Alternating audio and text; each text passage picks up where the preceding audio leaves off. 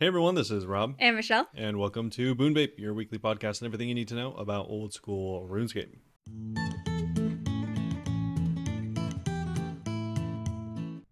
Neat. All right, so this week up on the Sprocket, of course, as always, we're going to start off with what we've been up to this week and the community updates, hmm and then we'll be going into this week's actual update for the game, as well as some additional news regarding the next project rebalance, which is actually pretty exciting. Yeah. It's the NPC defense changes. We have very different opinions on these.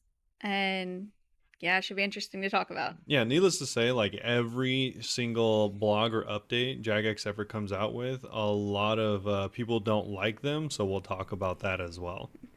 But we will also be ending off with our Q&A as per usual. hmm And if you want to join, feel free to ask us any questions regarding this game, other games, or real life. The best place to do that would be discord.gg/boonbape. We do have a questions section. Feel free to go there, join the Discord, talk, play with other people, or ask us any of our socials that we'll Yeah. have down below or at the end. We do movie nights, And we do movie nights. but not giveaways. Yeah. But before we get into all that super exciting stuff, Michelle, how's it going? It's going well. I've been sending some top this week. Well, first and foremost, still don't have the scariest pet. I hit 4,500 KC. It's just sad at this point, man. It's really unfortunate. Yeah, so Tobs though, I got you know what? Aside from Tob, I did TOA last week for the first time and second. I actually got a thing in my name. Yeah. Yeah, it was my fourth ring I've ever gotten. I was so afraid it was gonna be a ring because it would have been my ninth ring. But that was a 7.6 mil split, so can't complain. Couple bucks. Yeah, and then for Tob, we've seen two of Vernix this week. It's the daily drop. One of them was a 22 mil split, the other one was 16 mil, but I'll take both of them. Yeah. I'm spending so much money at Scurious because I basically am AFK, I say very loosely, all day at Scurious, just blood barraging. And I say not really AFK because I swear to God, every minute I look over and I'm about to die and I just have to like eat a bunch of food and start paying attention again. But I just really want the pets. If you haven't heard somehow, or a reminder, if you have heard, we are still trying to fundraise to go to Runefest. A lot of air quotes for me tonight because we didn't actually get tickets. So just to hang out with everyone and see friends in England. So the reason I want Scurious so bad is because I have stuff for Scurious cosplay, and I do cosplays every Friday for these fundraising streams. So I'm giving myself until Thursday afternoon to see if I could get Scurious. Otherwise, I'm just going to do a Shura cosplay, which I want to put off for a week just because I don't feel ready for painting myself blue. But I will paint myself blue if I need to. Yeah, might as well. But yeah, it comes out by Friday at 8 o'clock Pacific Standard Time. We're also going to be doing a boss competition at Zolcano, which we were supposed to do a few weeks ago, but I changed it for Perilous Moon. So redoing that. But that's basically all I've been up to. Every time I make money, I spend it on runes. Yeah. That'd be cool if that by the time you did it, they had the changes for Volcano in the game, but that's definitely not going to happen. Within the next 48 Yeah. hours. That would be cool, but If only. That's okay. I like Zolcano though. Like I'll probably go back and try to greenlog at some point too. oh, okay. Good luck. I still haven't got the tool seed, and it's a 1 out of 200 drop. I'm at 1,000 It's KC. 1 out of 200 and Depending on how many people are there. I was like that's not the real drop Someone rate. said it's changed. Or no, they meant for pet. Never Yeah, mind. like that is no. It is still not very high of a rate. Yeah. And then other games, played some Baldur's Gate naturally. I got to part three, and then whenever I go from like each act to the next, I swear I always take a break for like 2 weeks. So I'm breaking right now. And Okay. I don't know if I mentioned last week, but I started a Stardew Valley farm with Fem and Megan. And No, some because you only started that like a couple days ago, I think. Yeah, we started a farm called the Hand Holding Farm on our Switches. Fem named it. And I no, I'd either mention it on here on the stream, but I'll say it again.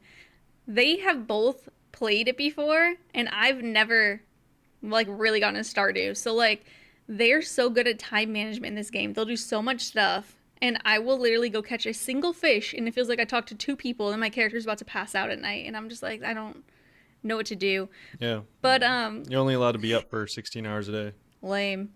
I got gifted the game for PC, so we might start a Discord server for everyone in addition to our hand holding farm point 2, 2.0, V2.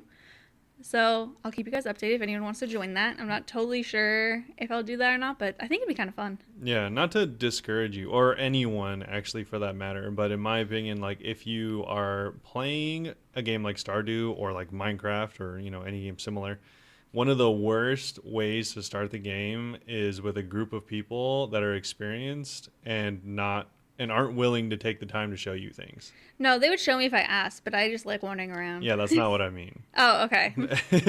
Well, it's kind of like Terraria. Like I was playing with you and Kitty, and you and Kitty like we got to the final bosses, and I'd like just figured out how to Yeah, like do exactly. stuff in my house, and I Yeah. was like, "Oh, are we done with the game?" Yeah, that's one of the worst ways to play. Yeah. Because, like, it's cool if everyone starts at the same time because then you can all discover things.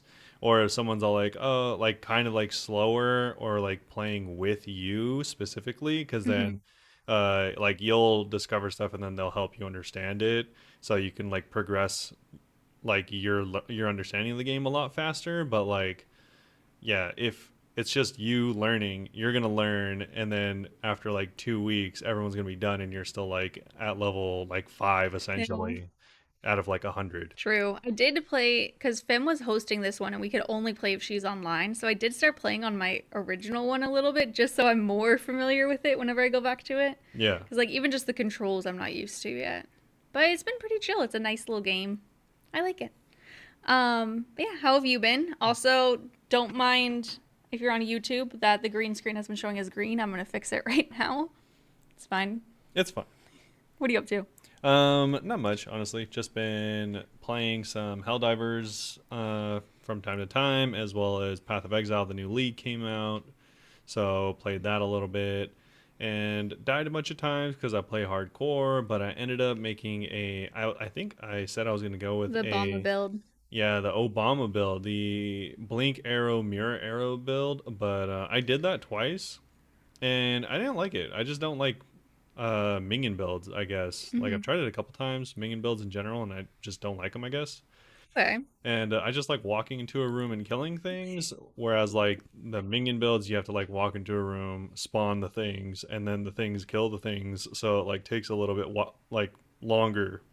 Yeah, I like just going and straight up attacking as well. Yeah, I like the immediate like feedback of that. So I actually started a build with a new gem that I didn't even know was in the game, but it's um essentially, I just cast tornadoes that have different elements. My So God, I like forgot about your. so I spawn fire tornadoes or water, What's ice your favorite element, tornadoes, Robert? air tornadoes. I don't know, lightning? The Sharknado. Oh, Sharknado. all of them are sharknadoes. Oh my So it'll God. be I thought that was its own element. no, so it'll be ice sharknado, lightning sharknado, fire sharknado. Yeah, it's a Which is microtransaction one? that like makes your skin look like all the tornadoes are How sharknadoes. much did you pay for the Sharknado? Oh, that was someone I was watching. I didn't pay for I it. was thinking it Mine's was free. Oh, no, you didn't mine use it. yeah, mine's a regular tornado. Okay, I was gonna be like, Yeah. wait. No. I think it's like, I don't know, $5, $6, something like that. But Not too bad. I didn't buy it. But you can, and it looks pretty cool, and it's actually a pretty fun build so far. So yeah, I like it. It's pretty cool. But that's all I've really been up to. That and I mean, Helldivers got a new update for anyone that plays. Probably knows now. There's like little like gunships that'll fly around. It's the first flying mob that you can kill, so that's Mhm. kind of cool. And also, there's like a giant, essentially a walking factory that spawns Terminators. Oh, that's handy. Yeah, well, it's an enemy, Oh, never so it's mind. handy for them. Yeah, Never mind. and Okay. apparently it takes many bombs to kill. So Fine. yeah, pretty cool. But like a lot of people are saying that related to Helldivers. For anyone that doesn't know, this is Helldivers 2. Helldivers 1. There's a lot of lore in that game for like how large enemies are, and even though the walking factory I was just talking about is like 4 or 5 stories tall, that's only I think large enemy, There's more, and it goes up to gargantuan, of course. orangutan. Gring-a-dang. But that's it for me. We do have like, Here's a couple community I updates. mean, honestly, not really. There's like Um, nothing really that interesting that I saw They're this. more in relation to what we're going to talk about, huh? They are, but also it's kind of like a PSA for. This is the only one that I have that's like actually worth talking about, Okay. and they don't address it in this week's update or anything like that. So I thought I'd mention it anyways. It's kind of like a PSA for the Echo crystals, which are the new crystals you put into your boots from the Colosseum. Yeah, for the AoE damage. Yeah, so this is, I guess, more strictly speaking for single target like bossing setups, but Okay. essentially they're like enormously expensive and not worth it at any boss I as it mean, stands. are they just doing it for singular though? Because like it's Yeah, not. that's what I said. Yeah, it's not Their made their, for their singular. tests were at Vardorvis. Yeah. I mean, I don't think it's supposed to be the best there, to be fair. Well, it is the best. Like it's I'm pretty sure it's still technically best in slot DPS, but the cost is a lot. Uh like a lot. But Okay, well, I've been spending 10 mil for every 80 Scurious KC. Oh god, that's depressing. yeah. Oh, only off stream. On stream, I use melee. Oh my god, I've spent so much money at Scurious. Yeah, I mean, I Ooh, don't know where you think the money it's goes. fine. Just keep reading.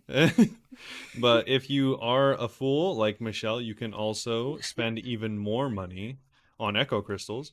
This person did the math, and currently, if you buy the Echo Crystal for 20 million GP, which people bought it for way more than that, you're going to be losing around 7,000 GP each time you are attacked if you're killing Vardorvis, for example. So maybe like good for the awakened grind or something. When you're not gonna be staying there forever, you just need one Yeah, maybe KC. if you're going for PBs or at a like a boss that actually has AoE that's necessary, like I don't know, maybe the minions at like some God Wars bosses or obviously Zulra. Yeah. It might be worth it there. Probably definitely not, but it might be. Yeah, but not like standard new boots to replace Primordial or anything. Yeah, it's just too expensive as it Yeah. stands. That kind of does lead into this week's update, so I guess we could just move over to there. Yeah, so not really moving into it just yet because first we're gonna go over the Perilous Moon drop rates and then go into the Coliseum drop rates. Yeah, I guess this is mostly just because they do talk about the drop rates of the crystal. They do, but not for a few minutes. Yeah. So, with every boss encounter comes the burning question: what are the drop rates for the rewards? The wait is over. We finally get to know the drop rates. People thought that it was around 1 out of 20. Not quite. It's actually better than that. Yeah, I mean they weren't far off though. Yeah. So defeating a this is a tricky sentence, so stick with me. Defeating a Moon of Perils boss grants you a 1 out of 56 chance to secure a random item from their exclusive drop table. That does not mean that the items are 1 out of 56 if you do all three. It actually ends up being around 1 out of 14. Yeah, Yeah. so it's 1 out of 56 per boss, being 3 bosses, and you get an additional 1 out of 56 roll at the very end, making your odds actually 4 out of 56, which is 1 out of 14. Yeah. So, Blood Moon Apparel, you get a 1 out of 56 chance of getting the gear from that boss. Same with Blue Moon, Eclipse, and if, like he said, you get the additional 1 out of 56 chance at the end if you defeat all three, and that's at any item, not just like a specific boss. And in a move to enhance your looting experience, we've also implemented a duplication protection system. This means you won't receive dupes from a set until you've completed the set, which is huge for collection loggers and irons. Yeah. Way better than Barrows. People would go crazy at Barrows. Yeah, Barrows does take a long time. It is slightly faster than Barrows because I think if my memory serves, it's 1 out of 17 at Barrows, so it is a bit better with the rates. Honestly, it's kind of unfortunate because I mean, obviously, some Barrow sets still have their place, but Barrows just old. it's definitely a lot faster and easier, in my opinion, getting your sets from here. Yeah, I haven't been using the sets, but I've been seeing like irons wearing them around, so they Yeah. are definitely getting used. Yeah, And absolutely. they look so good. Uh, like in my mind, obviously I haven't been here, but as an iron, I wouldn't really consider going to Barrows unless I really needed like A Darox, specific or one. if I was like, oh, I'm gonna sit at the mole for a couple months or something, then I'll Yeah. go and try to get Darox. But I don't know, it just doesn't seem like it's really worth the grind with this being around at the moment. There's two things that they didn't mention here that I did want to bring up. One, they didn't mention the pets again. Sad. Hopefully they do later. I feel like they'll tell us if they decide not to the pet, just because people are probably gonna be asking them a lot. Maybe. The other thing, they didn't address it, but I know people who have, maybe it's because of the chance at any item, but they've gone and skipped certain bosses, like only grind one boss over and over and gotten items from a different one set. Yeah. I don't know if that was a mistake. They don't mention it on here. I No, the mean, additional 1 F56 only works if you defeat all three. So I don't know why, if that was something that got fixed, but I know a couple people that happened to. So kind of interesting. yeah, I guess so. I've never seen it. Yeah. But anyway, Moving on to what I was talking about earlier, the Fortis Coliseum. So we have some drop rates for there, and it's funny because actually I was just talking to Michelle about this the other day, and I was telling her that I think that you can't really get drops until after Wave 7 because I've never seen it, but you're almost there. they confirmed that you cannot get drops until after Wave 6. Oh, side note, I got a new PB. I beat Wave 6 and got halfway through Wave 7. Oh, nice. Now you can get a piece of Sunfire Fanatic armor after 300 times. It's fine. Yeah. So we're gonna go over the drop rates. I kind of don't really want to read all of these, so I'm not going to. We can just read some of them. Yeah, we'll just read some of them. Anyways, so they have a general unique rate for your chances to get a unique. And then, of course, there's a unique drop table in it of itself. To decide which one you get. Yeah, so the unique drop table is pretty easy. If you hit any of the uniques, you have a 6 out of 10 chance to get an Echo, a 3 out of 10 to get one of the Sunfire Fanatic pieces, which does the same thing as the Moon's Yeah, the pieces. dupe thing. So if you have the chest piece, it's much more likely you'll get the pants after that. Is it For much more example. likely, or is it just straight up guaranteed that you won't? I don't know if Okay. it's guaranteed. I just think To me, it's these will favor pieces you haven't already yeah. received. It just Also, it's says just random. favor. Yeah, it just says favor. I assume it's guaranteed that the way they said it, like, I don't think so. I think you can get dupes. yeah, maybe. And then the we're just gonna call it the Glaive of Ralos is 1 out of 10. I don't know if that's more rare than the other ones. No one knows. It's kind of Actually, weird. no one knows why any of these are rare. Gosh. Once you've completed wave 6 and for each wave afterwards, the unique drop table is unlocked. If you roll on this table, you do not roll on the normal table. A bunch of rune plate bodies as well. Glory, this is something that I actually thought was kind of surprising. Yeah. Glory will never affect your odds. I liked So- that as someone who is very early in learning. I like that I could just choose the easiest for me options and still potentially get unique. Yeah, sure. I mean, yeah, you would anyways, but yeah. The base for rolling on the unique drop table is 1 out of 220, and this number can be modified based on your current wave plus 1, which equals to, I'm just going to show the first, the middle, and the last. Yeah. Wave 6 is a 1 out of 108 chance of getting a unique. Wave 9 is a 1 out of 60 chance, so nearly half. And then wave 11 is a 1 out of 28 chance to get a unique. Cool.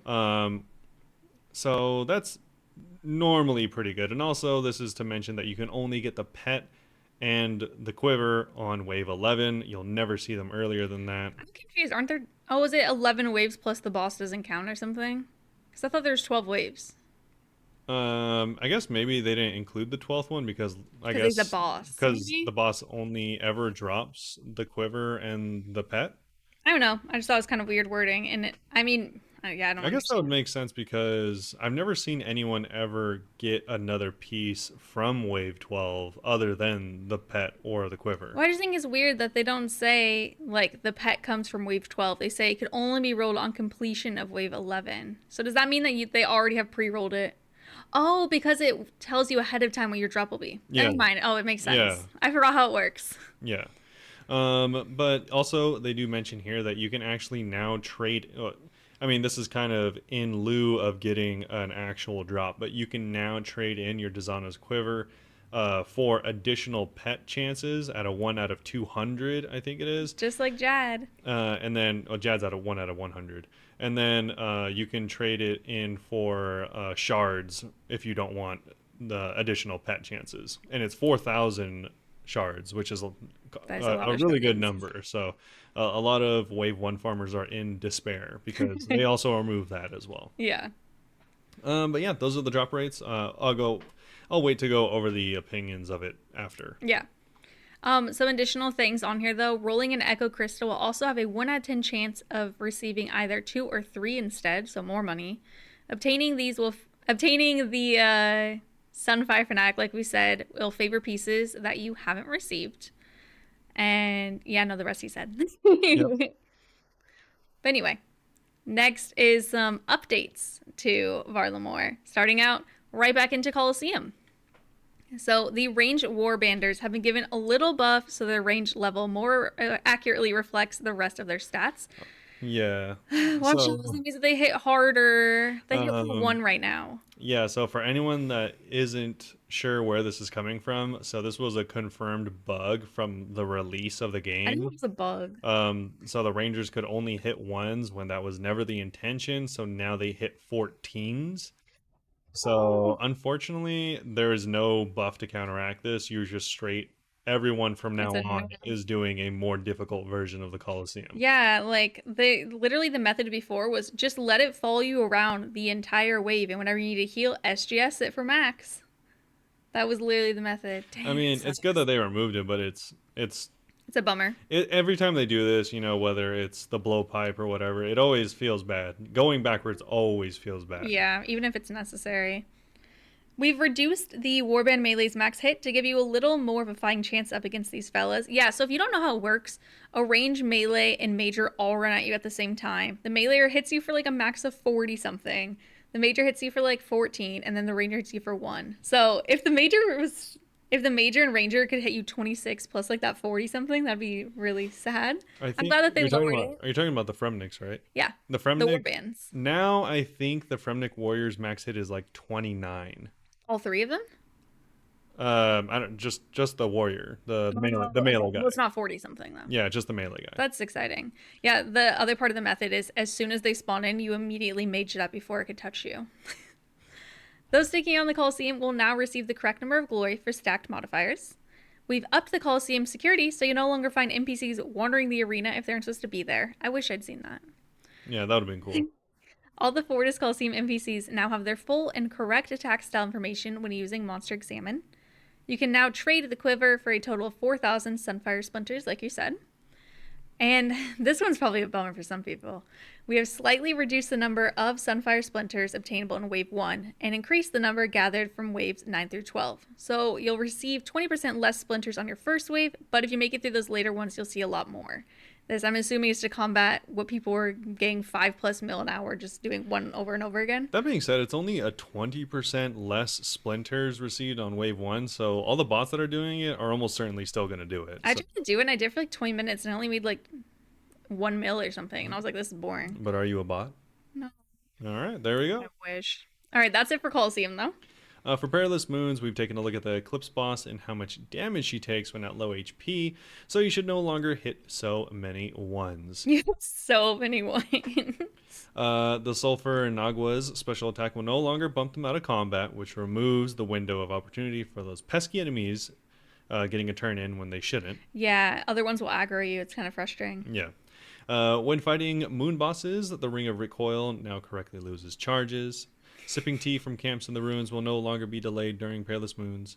And we've removed the forced camera movement when traversing Perilous Moons to make the journey more comfortable. To make it easier to escape the moon's bosses, we've made a quick escape option for the stairs. It's the default option.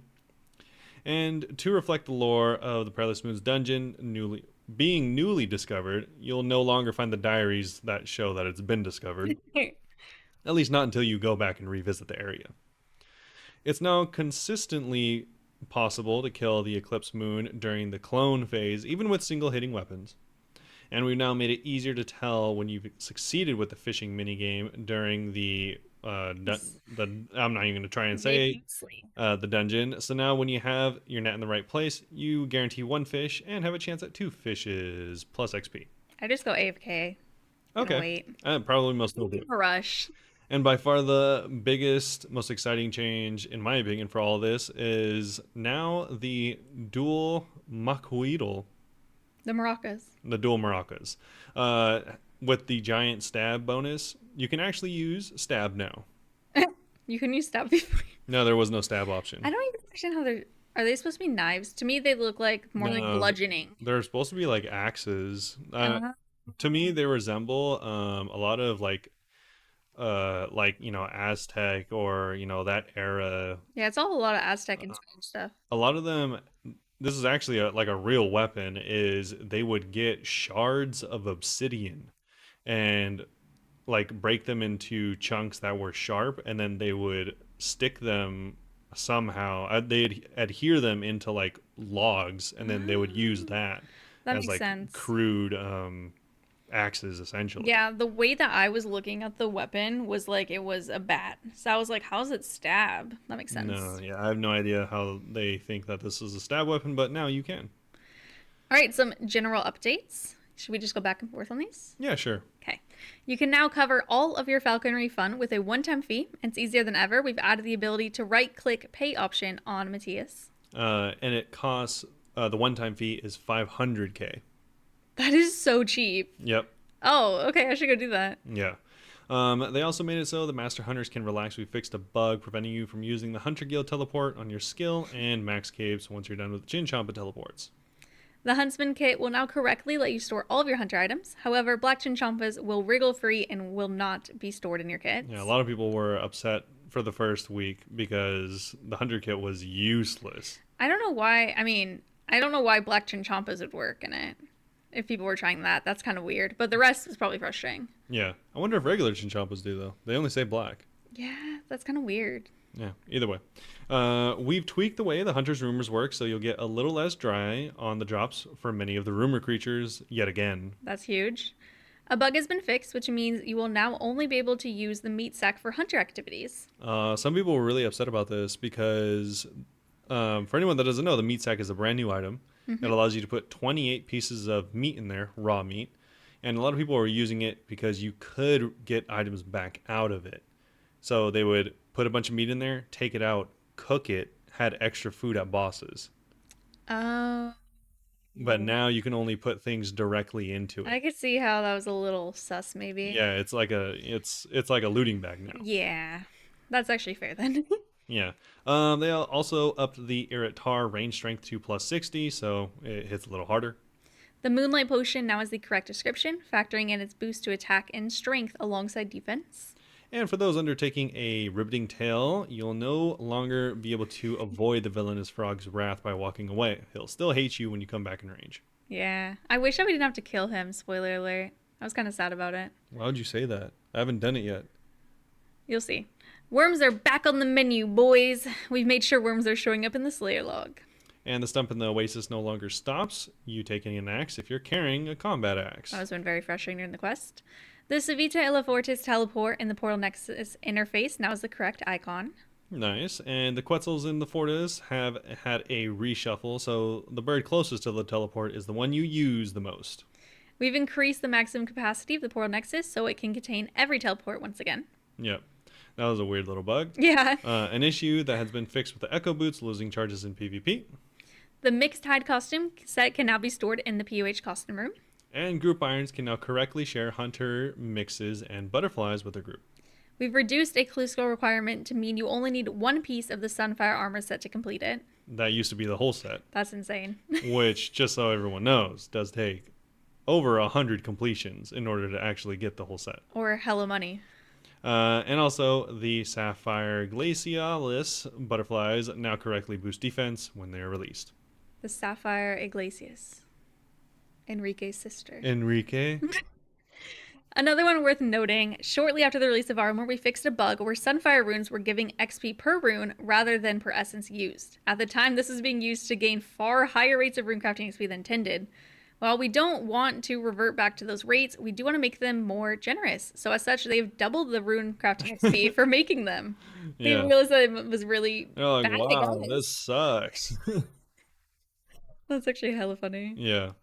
But that is it for all of the This week. Perilous Moons and Coliseum updates. There are going to be more updates going on next week that they have teases here for. But first, we should we discuss the Oh yeah, what's your feedback?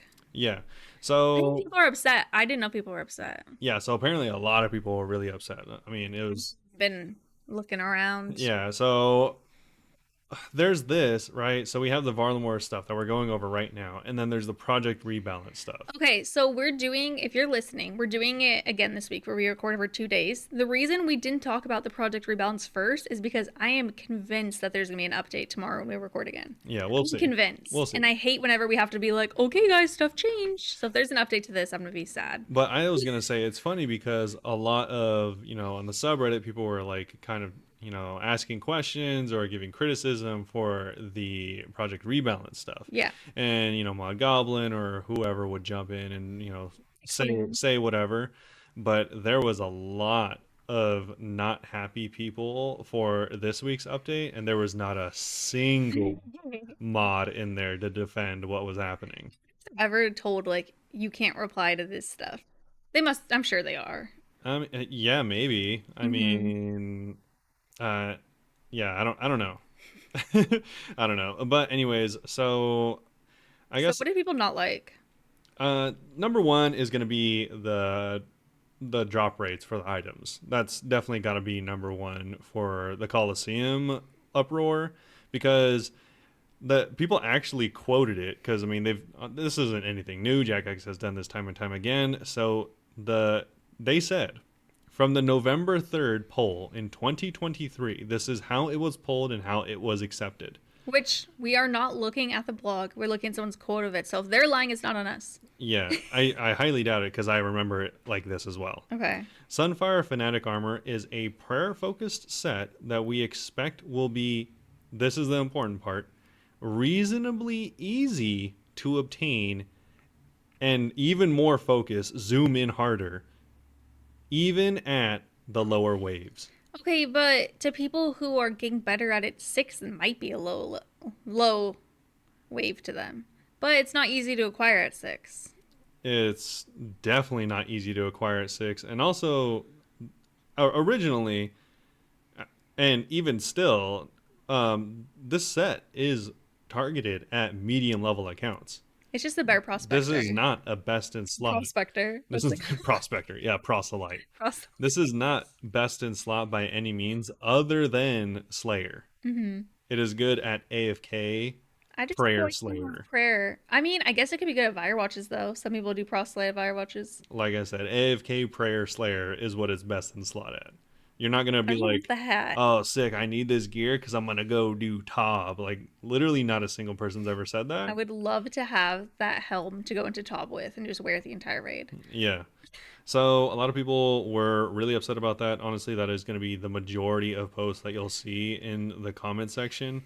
And yeah, I mean, they're correct. It is not easily or reasonably easy to get. Yeah. By any means for high-end accounts. I think it should be more easily obtainable, but at the same time, they didn't promise that that was going to be a thing whenever they said it, and it was 6 months ago. So I think that law could change, but I don't remember the blog post, Maybe they did, but they could have made clear over time, like, hey, it's actually going to be a little bit rarer than we originally said. But I mean, they didn't. Yeah, they didn't. Yeah. As far as I remember, at least. And the thing is, and like I said, they've done this before, is it wasn't polled that way. Yeah. If it was polled as like, this is going to be a new best in slot Slayer set, and we want it to be more difficult to get, so that's that. But that was never as advertised. Yeah, they do have a little bit of issue sometimes putting stuff in the game that are not as advertised. Yeah. Yeah, I don't know. I generally agree. That's not how it was. And for anyone wondering, like people have done the math. You can do the math pretty easily. You have to do 100 completions.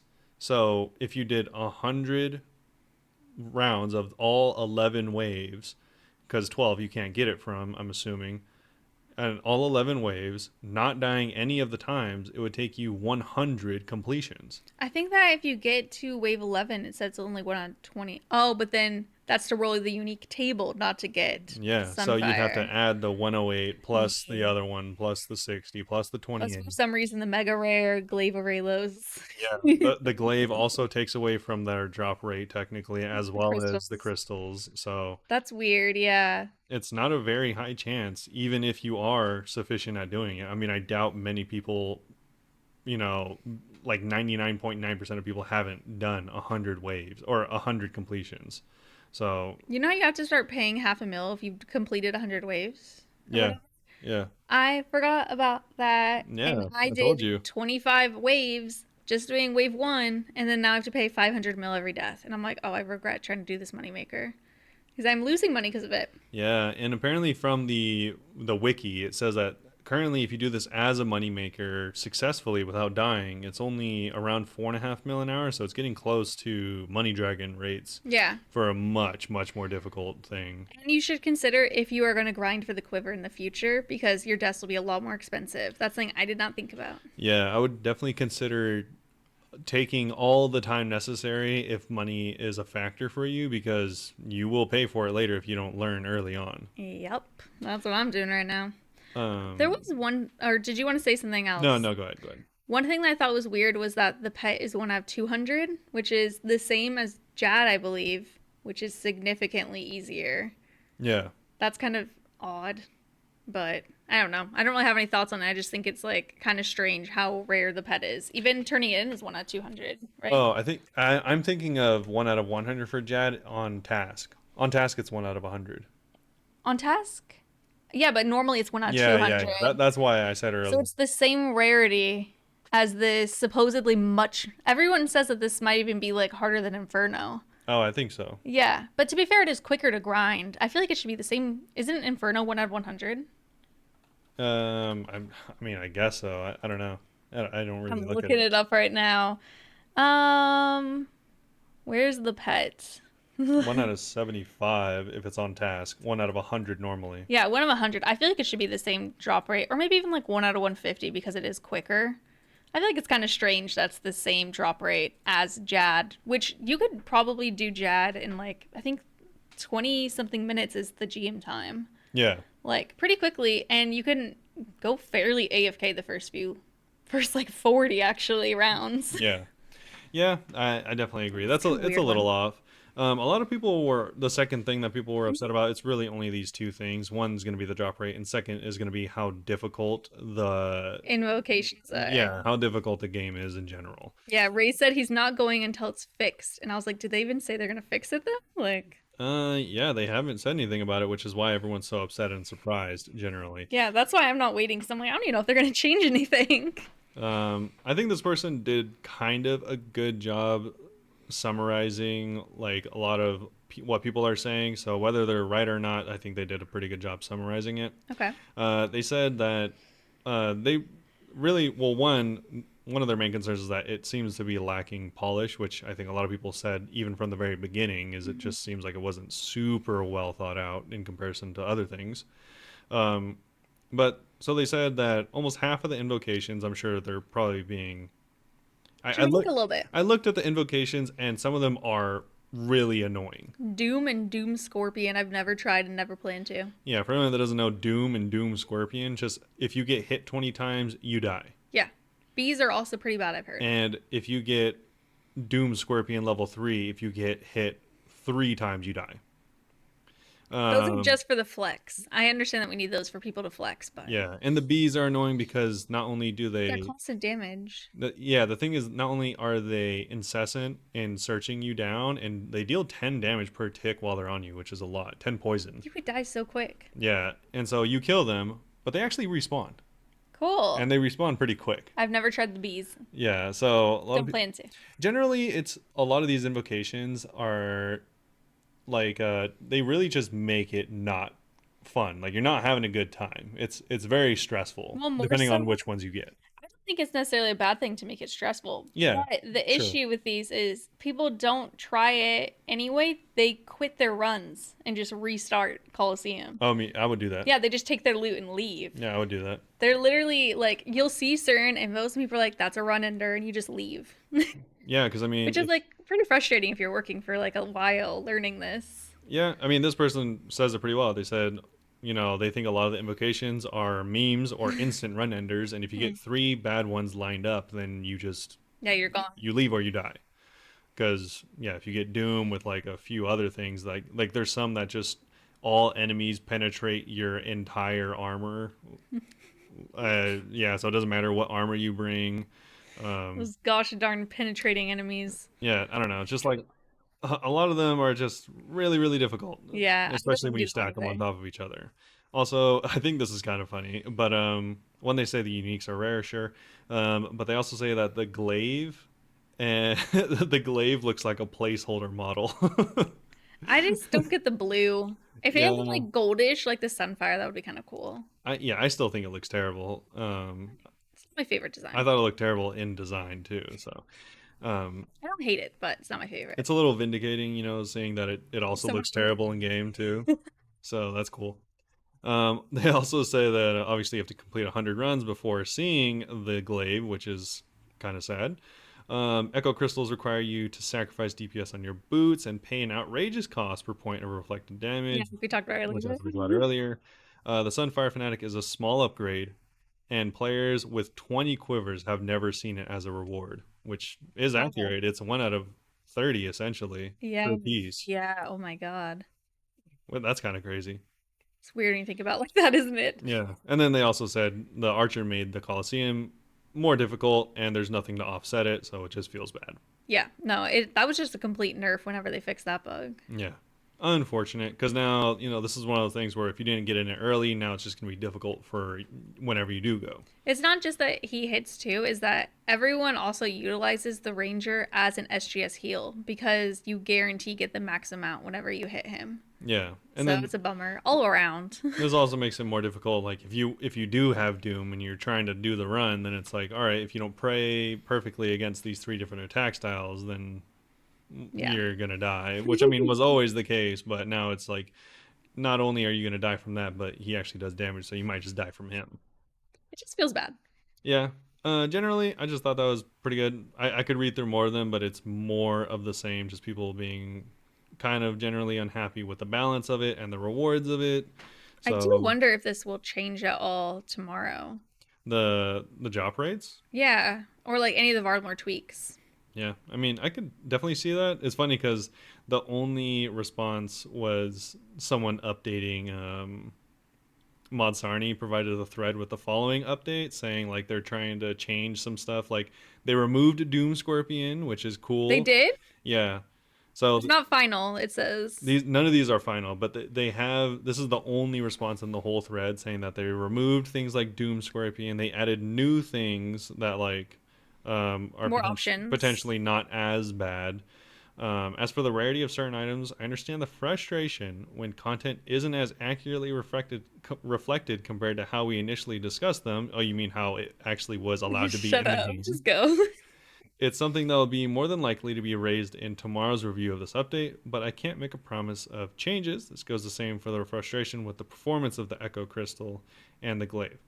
So potentially whenever we record the second half of this, or for you guys in like 5 minutes, there might be an update. Yeah, and they do say that he's hoping to provide rumor drop rates next week. Ooh, that'll be nice. Yeah. And yeah, generally, I don't think that the community's, quote unquote outrage is unwarranted. I agree. I mean, it's not the worst thing that we've gotten for sure, but it's not great. Yeah, especially being It's an update to it, you'd think there'd be some quality of life stuff yeah, or addressing the problems. I just really wasn't expecting all the drops to be so rare. Yeah. That's kind of nuts. Yeah, definitely really rare considering this is, Inferno equivalent Yeah, difficulty. exactly. Well, Yeah. anyway, That being said, we can move on to the final stuff, which is actually just some stuff covering next week's update. yep. All right, just kidding. Turns out we actually have some feedback. It's funny because we intentionally did this blog post thinking there wouldn't be feedback for this blog post, but there actually was for this one and not for Not the really expected there to be not feedback. for the coming blog post. So we can go over that before we get into the final extra stuff they added at the end. Yeah, that being the feedback from today. Yeah. The way you said it, I was like, No, yeah. So we'll update with the feedback that they just released for April 4th. This is yeah. April 4th. More Varlamore tweaks, and these are the additional changes. I do feel bad. I feel like we just made this overcomplicated, but it's okay. You guys are used to it. Yeah, it's fine. Anyways, we have I'm some. writing their 1-star reviews right now. Oh, and I'm just continuing. It's fine. Go. We have some modifier changes. So the team has been or seen plenty of feedback, and so the first part of the Shining Kingdom release has been focused in our most recent discussion revolving around Stupidus Illiportus. Wow. We've been discussing just how we can modify these modifiers to make the Colosseum feel better. So essentially, these are kind of the things that we touched on. Yeah, but a little more detail though. I think it was Mod Sarni or something like that did the post that I kind of briefly alluded to, saying like they're removing the Doom Scorpion and stuff like that. Spoilers, Robert. Let's just go one at a time. Okay, We'll go back and forth. sure. All right, first is bees. They've given a longer delay before they respawn and given a longer delay before they move to their next tile and a look to improve the visibility of bees. Bees still suck. Probably. They still follow you around and they still hit for 10. Mm-hmm. Doom, there will now be 3 tiers of Doom. Each tier will allow you to take up to 10 or 15, 10, or 5 stacks of Doom before meeting your end. And Doom will now reset back to 0 at the end of each wave. We're removing the Soul Reaper Axe and Divine Potions from adding stacks of Doom, which, for anyone that didn't know, if you used, you could just kill Anything that would brew you down. anything that would hurt you. So you would just straight kill yourself by using the Soul Reaper Axe, essentially. Yeah. That's why they specified last week any damage. Now they're like, all right, maybe this doesn't make sense. Yeah. Myopia, they are removing the ability to autocast spells without being affected. And this means you'll still be able to manually cast with this modifier. I know people didn't like this, so oh well. Mostly The because no myopia. Oh, yeah. Because apparently, like it was kind of like a free, like A cheat. yeah, it was like a free like challenge, but now you actually have to do something if you select it. I've just been using my shadow and getting dragged, so. Yeah. Now we have relentless, so it change to how the additional accuracy is applied to monster hits. So 1 stack ignores 33% defense, and then 2 stacks is 66%, and 3 stacks ignores all defenses. I think originally the first stack just was 100% defenses, and then it just dealt more damage. Yeah, this was one of the ones that people said is a run ender and never choose it. Yeah, because it just made it so it didn't matter which armor you wore, you just were taking full damage, but now it depends on the amount of stacks you have. Totemic. Increase cooldown before respawning a new totem if the first is killed, and the amount of healing will be reduced. Yep. Doom Scorpion has been removed. And it's funny because that actually makes it so that I'm pretty sure Kirby actually just put out a video before this was released of them doing a full run With with Doom Scorpion. a level 3 Doom Scorpion and never getting hit. Dang. Well, now they have that flex forever that no one else could ever one up. That's like when TOA came out and someone Yeah, was able so- to do like Them? do like 700s. True. They do say that they're going to put Doom Scorpion somewhere that you can visit in the game. They should Yeah. put it in the Artie Zoo. Just Doom Scorpions. I think they're putting them in like cages in near the Coliseum or something like that. Probably. Manti Mayhem. This is a new one. So Manticore's orb attacks become stronger each time this is chosen, and this makes missing your flicks slightly more punishing, but it won't change how many times that you need to switch your prayers. I actually think Manticore's fun and that this is like a good one to add. Yeah.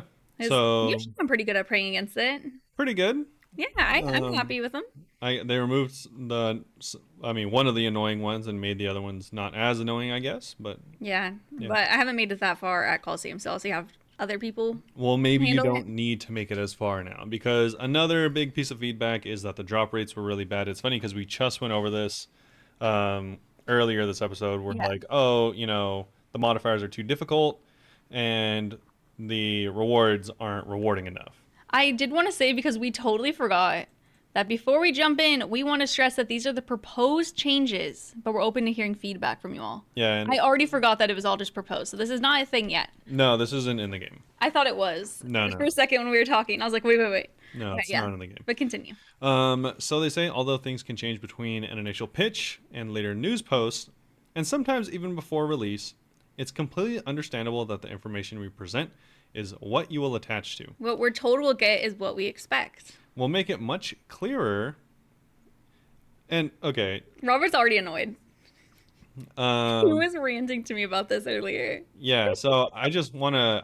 I think I might have skipped over. I said the first part of this sentence. The very first sentence, they say a key piece of feedback is they saying that the drop rates for uniques, you can obtain went against what was initially mentioned in previous news posts, and so that's what this is in reference to.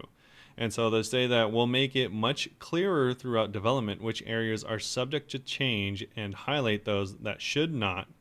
And we've already got some thoughts on how to do this. As for what we can do, first we're going to make it so that both the Sunfire armor pieces and the Echo crystals can be obtained from completing Wave 3 onwards as opposed to Wave 7 onwards. That's much more appropriate. Wave 7 is still going to be where you'll exclusively beyond that point find the Glaive of Ralos. That is not changing. So your thoughts, or should we wait till the end? We can wait to the end because there's really not that much more. Okay.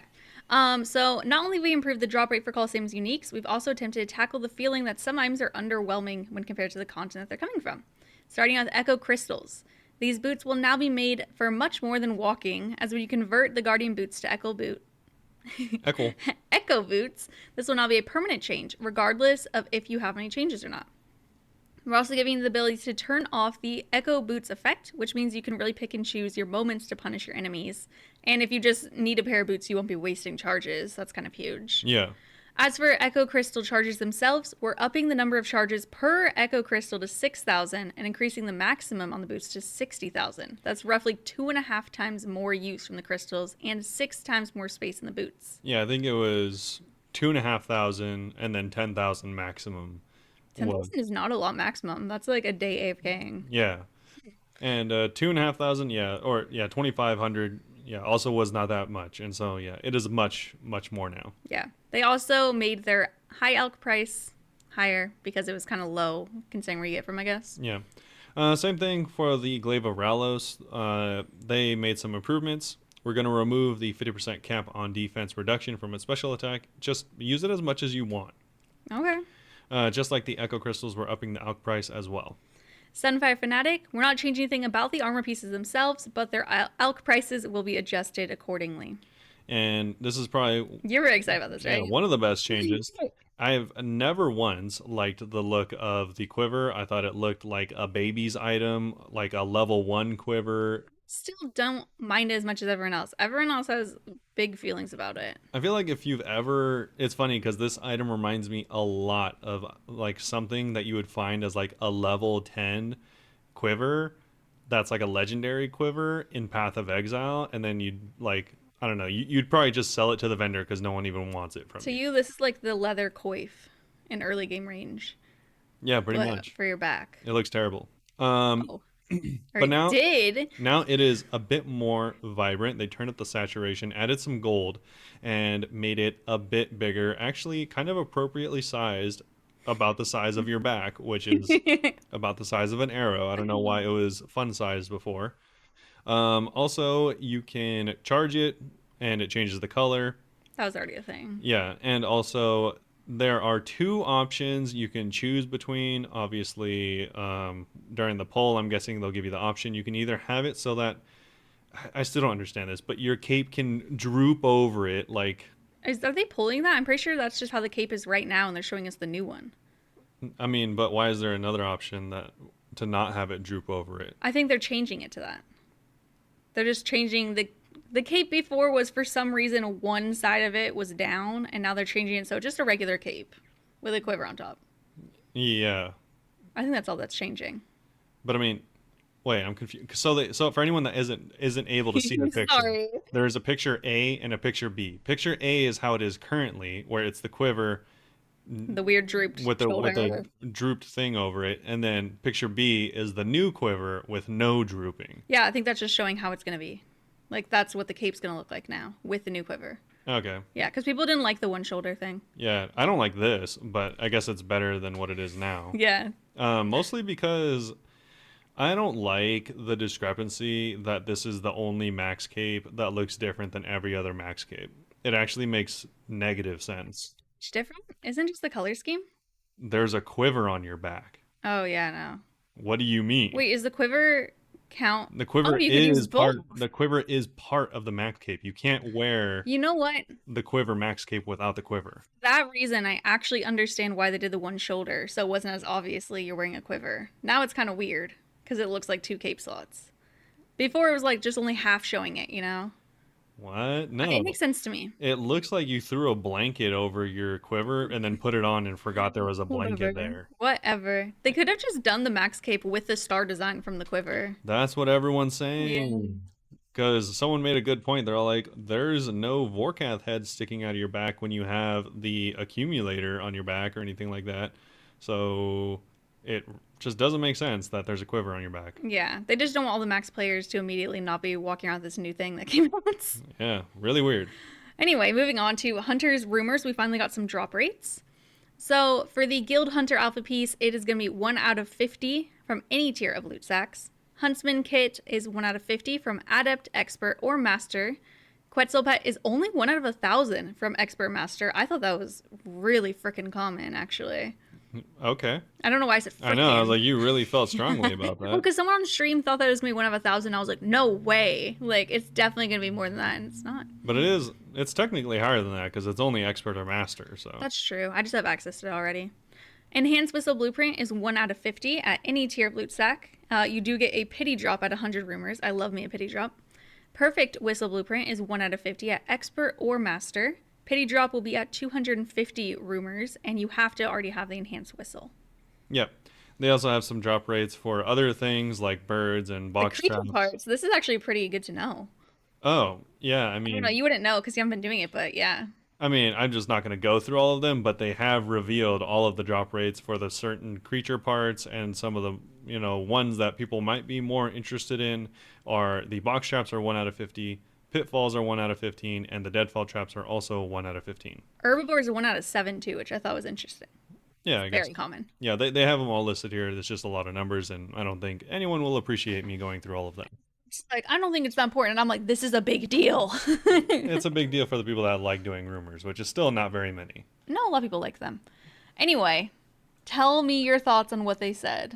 Tell me what made you I so don't know why you scrolled all the way down. We can go and take it word for word what they've said. I didn't know we were gonna analyze it that deeply. Okay. Well, it's just so insulting. This is He was very hurt. one of the most obscene things I've ever seen anyone type and it not be a joke. That is literally Robert talking about these news posts every single week. This is one of the most obscene things. I told Michelle, and I am going to reiterate this because I still believe it. Last time I said something was said that was crazy. God, don't say That person should be fired. Whoever wrote these up and whoever proofread it should be extradited from the country. Stupid. Because it's not good for the society. Shut up. Because they say, although things can change between an initial patch, later news posts, and sometimes even before a release, it's completely understandable that the information we present is what you will attach to. Excuse me? Pause because he's crying. So they're saying, for anyone that doesn't know, if you go back and look at the poll says Did you go back and look? Yeah, everyone's gone back and looked because this is insane. People have made posts about how insane of a statement this is. Okay. Because if you go back and look at all of the posts, never once, not even a single shred of a time, did they mention that any of these items being the what's it called? Being the what is this? The Sunfire. The Sunfire armor. The Glaive, whatever. No, specifically the Sunfire armor. Never once is it even remotely suggested that you would have to be near max and or be one of the better players in the game and complete pretty much Inferno level stuff in order to get it. To pray harder. It's not even hinted at. Yeah. For items that are just better at Slayer. Like they don't even come remotely close to best in slot for anything other than maybe Slayer. What do you think they could have said that would have been better? They could have said, "Hey, sorry, yeah, we put them in the wrong place. You can now get them from tier 2." Yeah. At a higher drop rate. It should now they should be all like, "Oh, we messed up. It was a 1 out of 100 to get the whole set. It's now 1 out of 50 to get the whole set. And you can get it from wave 2. Wave 3. But yeah. No, that's what they should have said. Yeah, I think that a lot of times whenever there's stuff like this, it seems like they're not exactly like avoiding taking responsibility for stuff, but like, It is is exactly it? that.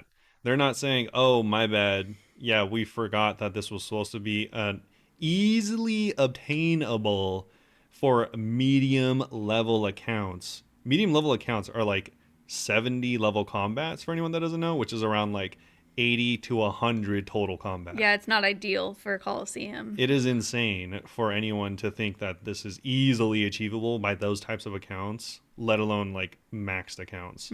So not only are they not taking accountability, they even insult the users more by saying that we can understand how you might be attached to this. That part, yeah, I don't I'm kind of know, annoying a little bit. brother, whoever wrote this, I don't know what else you think attach means, but yeah, we're going to get attached to the thing you said you would do. Yeah.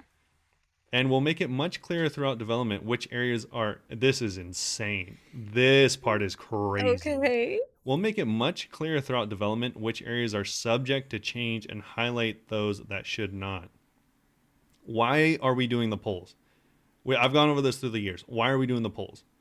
Because you're just saying just now that not only are we too dumb to understand what the news posts are talking about, because clearly we misunderstood them and you were alluding to these being highly achievable things. Yeah, I don't like how they word it like we misunderstood when they explicitly told us this Yeah, maybe they need thing. to like hire like a copywriter to like go through and check and then dumb everything down for us because we're just too dumb to understand these plainly written patch notes.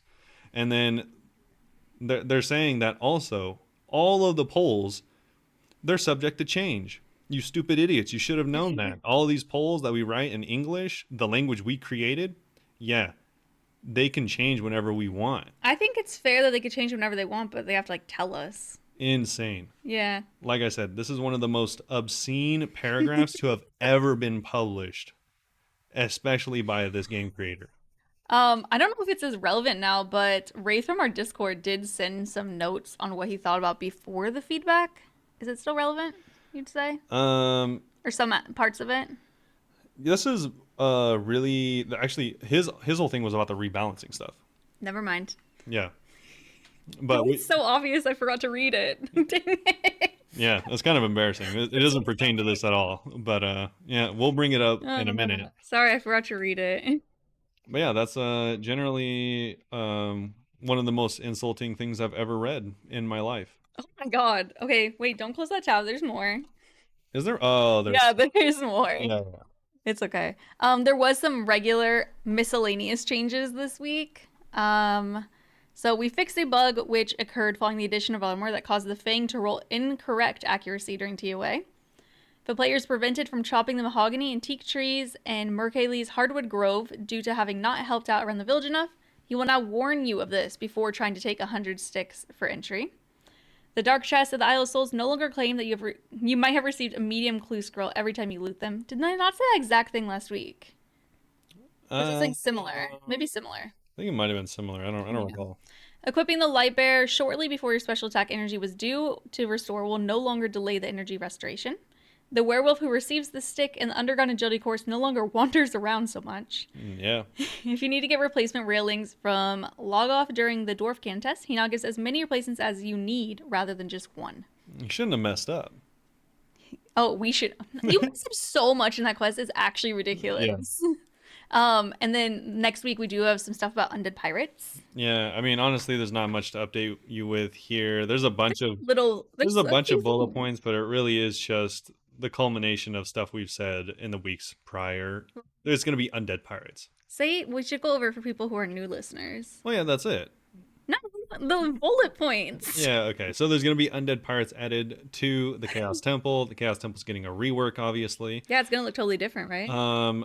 Yeah, essentially. Well, not totally different. Pretty different. They added new rewards in the forms of adamant seeds and the now newly named teleport anchoring scroll, formerly the blip blocking scroll. I love the blip blop. No. They've added a ship pirate ship that's been wrecked on the wilderness eastern shore that has a chest. So you get the chest, or you get the keys from the zombies now, and then you have additional chances at more loot from the chest. Also, they made it so the hard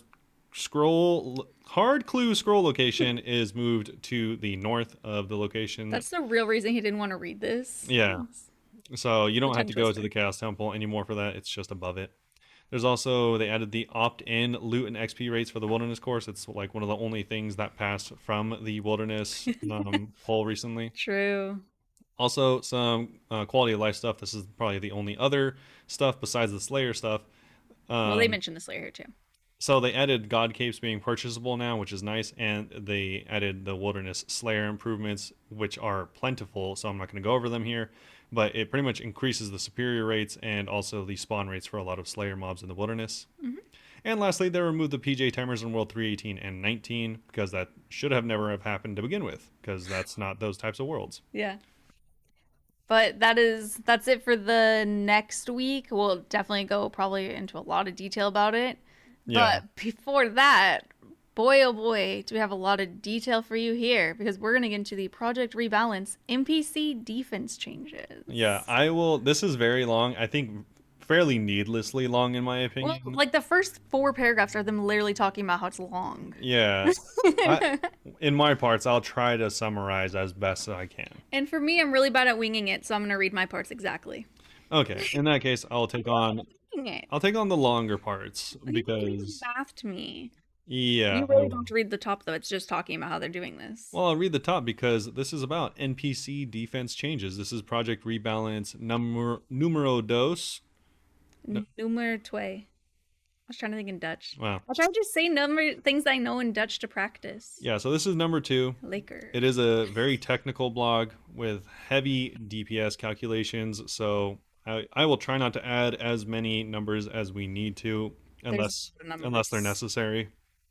And as always, we do have the links down below if you want to look at them yourself. And if we did a bad job, Coxie actually made a video explaining it as well. Yeah, I was about to say that. So, Coxie did take a break from getting every pet in the game in order to make a video on these changes, which is funny because they've already recanted a few of these changes and gone back on them because a lot of them don't make, or not a lot of them, but some of them don't make sense. When did they recant them? The mods have done it in the Reddit.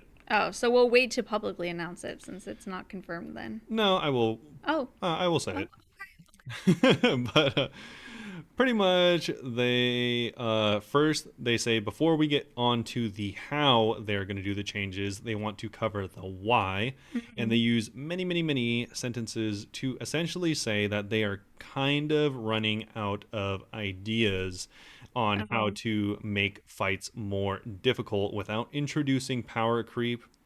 And that is really the main synopsis of this. Yeah, is that they want more horizontal progression to fill niches. Yeah, they say in these cases, we've been increasingly filling in gaps or niches to introduce items that flesh out horizontal progression. For anyone that isn't familiar with it, horizontal is items like Dragon Hunter Lance. yeah, like the Dragon Hunter Lance. You'll only bring that to dragons. But it is really good there. It's not a real step up from something like a whip, but you would never use a whip at a dragon unless that's all you had. So that's horizontal. It's not a straight step up unless you're doing certain content. It's how the Bug Crusher would have been if they allowed that. Yeah, exactly. Or and this is usually they say horizontal because it's like you'll go from your main weapon to not an upgrade but a side grade for certain content, and Yes. then back, and vice versa for other content. It's actually something that I hated whenever I was first playing RuneScape. Whenever the gear was less obvious, it wasn't just adamant to rune, mithril, all that. Yeah. As soon as it started to get kind of sideways, I was like, this is annoying. Yeah, I like it. this is in stark contrast to games like World of Warcraft that has strictly vertical content. Yeah. Where if you're not doing the newest content, you will have worse gear than other people that are doing the newest content. It's kind of annoying. So this is like there is vertical progression in this game as well. For instance, if you go from a magic necklace to an occult necklace, that is a straight upgrade. That's vertical progression. So that is what they're talking about here. And they don't like adding that because it can quickly get out of hand if like you're like, all right, now there's a new set of best in slot, and then a new set of best in slot, and then suddenly you're like, all right, so we're never gonna use the shadow because there's now a shadow number 5 out, Yeah. and you're gonna use that. All the stuff that they've been adding, like after TOA, other than the quiver, has been more like the horizontal progression for sure. Yeah, Like the exactly. Virtus robes are good depending where you go over Ancestral. Yeah. Yeah. And so they say that the idea of bringing the right tools for the right job is a big part of the old school feel, and they want to continue to integrate that into their future plans. But like I said, they really don't feel like they have very many tools left in the box in order to get the most out of the current fight style that's in the game. Mm-hmm. And so, in order to give them more opportunities to make fights more interesting and allow for additional horizontal progression, they're planning on adding things like elemental spells as Which well. elemental weaknesses to the spells that we already have. Yeah, elemental I weaknesses. was like, we Sorry. already have spells. Elemental weaknesses as well as arrow damage diversity. Yeah. And so this is pretty much what this whole thing is about. And to sum up, before we move on, the goals are to provide us with further levers to aid in future balancing, allowing for more meaningful expansion on reward spaces, and for further encouraging of players to bring specialized items or weapons to NPCs, and give elemental spells a defined use case. Cool. Yep. So let's get into the details of elemental spells, yeah? Yeah. Cool. So, interestingly, elemental weaknesses is a stat that already exists on a handful of NPCs in the game, which no one, I think, in the world ever knew until No, right no. now. Now we know this. Did we know this? Yeah. How? It says if you go to Monster Examine. Does Monster Examine? Okay, for instance, this is also kind of like obvious. You're not going to bring a poison weapon to Zulra. Okay, wait, can I also say that it wasn't on Monster Examine, by the way? They said our first step in making like a communication point is to make elemental weakness visible via Monster Examine. Previously, you had to go to the wiki in order to see it. Well, how do you think the wiki got it? I don't know, but apparently not through Monster Examine. Well, not explicitly through Monster Examine, but you can use it to kind of like Infer things. infer things, and then if you tested the things that were inferred, then it would like kind of give you the result you were looking That is for. so extra. Or at least that's how I'm assuming. I don't Yeah. work for the wiki, but that's how I'm assuming they So I'm got it. like, do you just do 100 KC with every type of spell and then just track how much you hit? Oh my god, that's like literally how they do it. Yeah, I don't Oh. know what it says, but like for instance, I bring up Zolor because it's a snake. Yeah. Chances are the snake's not going to be vulnerable to things like poison. I don't know what it says whenever you shoot her with poison, but I'm almost certain it doesn't work. And so that's kind of like how it already existed in the game. Like there's Mhm. just things like that. But Okay. now they say they're going to add it to the actual thing, like you said. Okay. So, with communicating more clearly about the elemental weaknesses, we want to make them more granular, meaning we can change exactly how weak they are to a specific element rather than a blanket, the numbers go twice as big if it's true or false. Okay, so gonna get a little numbery, but stay with me. For every point of elemental weakness that NPC has, your spell of that element will gain plus 1% accuracy and plus 1% damage. This means that casting Fire Surge on an NPC whose Monster Examine displays weakness Fire 50% will gain 50% bonus on accuracy and damage. When it comes to factoring in your magic damage, elemental weaknesses look like this: base magic time, and then in parentheses, magic damage percent plus element. Okay. Why are you doing this? No one is going to follow along with this. Just because I kind of wanted to say how ridiculous it is. Basically, there's math. This additive approach means that you will receive a bigger buff in more middling setups, but don't scale to astronomical numbers in setups offering high mage boost. Ultimately, they hope to give the standard spellbook a bit more of a foothold for combat progression because right now no one really uses it.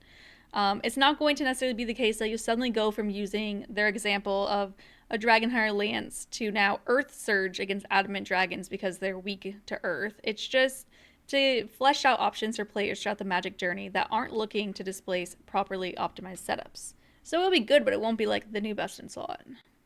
Sure. Spell scaling, Rover. Yeah, so then they go over spell scaling. I don't really like this, but it's You fine. have to share. This is all well and good, but anyone who's used Fire Strike, who's Fire Striked their Jesus, who has used Fire Strike on their way through early game questing, which is how that sentence should have been written. Questing now It knows that higher level elements do more damage. So air, water, earth, fire, in that order is the amount of damage they will deal. Mhm. This means that casting fire spells is always better, and that's pretty much it. Yeah.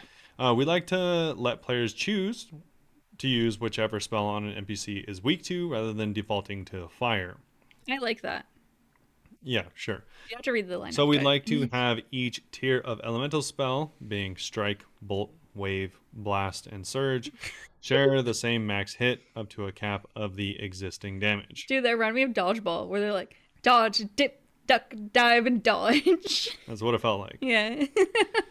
In simpler terms, though, a player with level 5 magic should have a max hit of 4 for both Wind Strike and Water Strike, since Water Strike is the highest tier of spells unlocked and has a max hit of 4.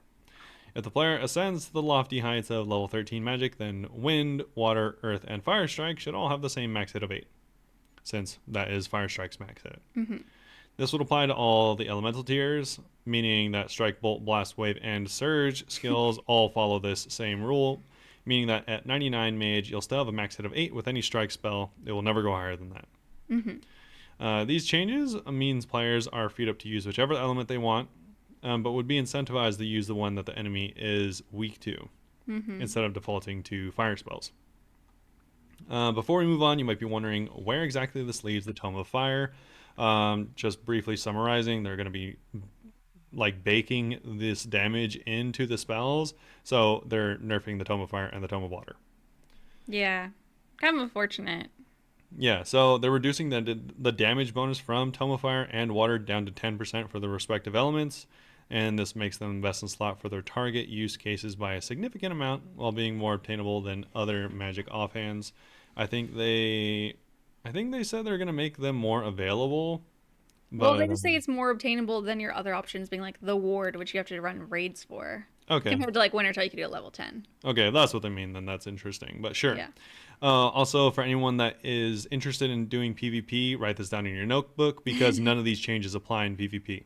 This player specifically is weak to water. Yeah. I'm afraid the ocean, I'd be weak to water. Yeah, so in PvP, it'll still be 50%. So What would you be weak to?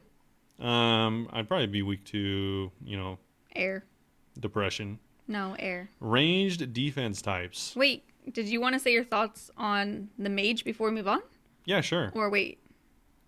Yeah, sure. We can go over our thoughts on mage and then we'll go over our thoughts on range because there's really only those two things in this whole blog. Do you want to go over Wraith's thoughts first or ours? we Wraith's thoughts can- that I super read. Like, I read it so hard. It was like, out Yeah, of we my can brain. briefly go over some of Wraith's stuff. A lot of which does align with kind of where I'm at as well.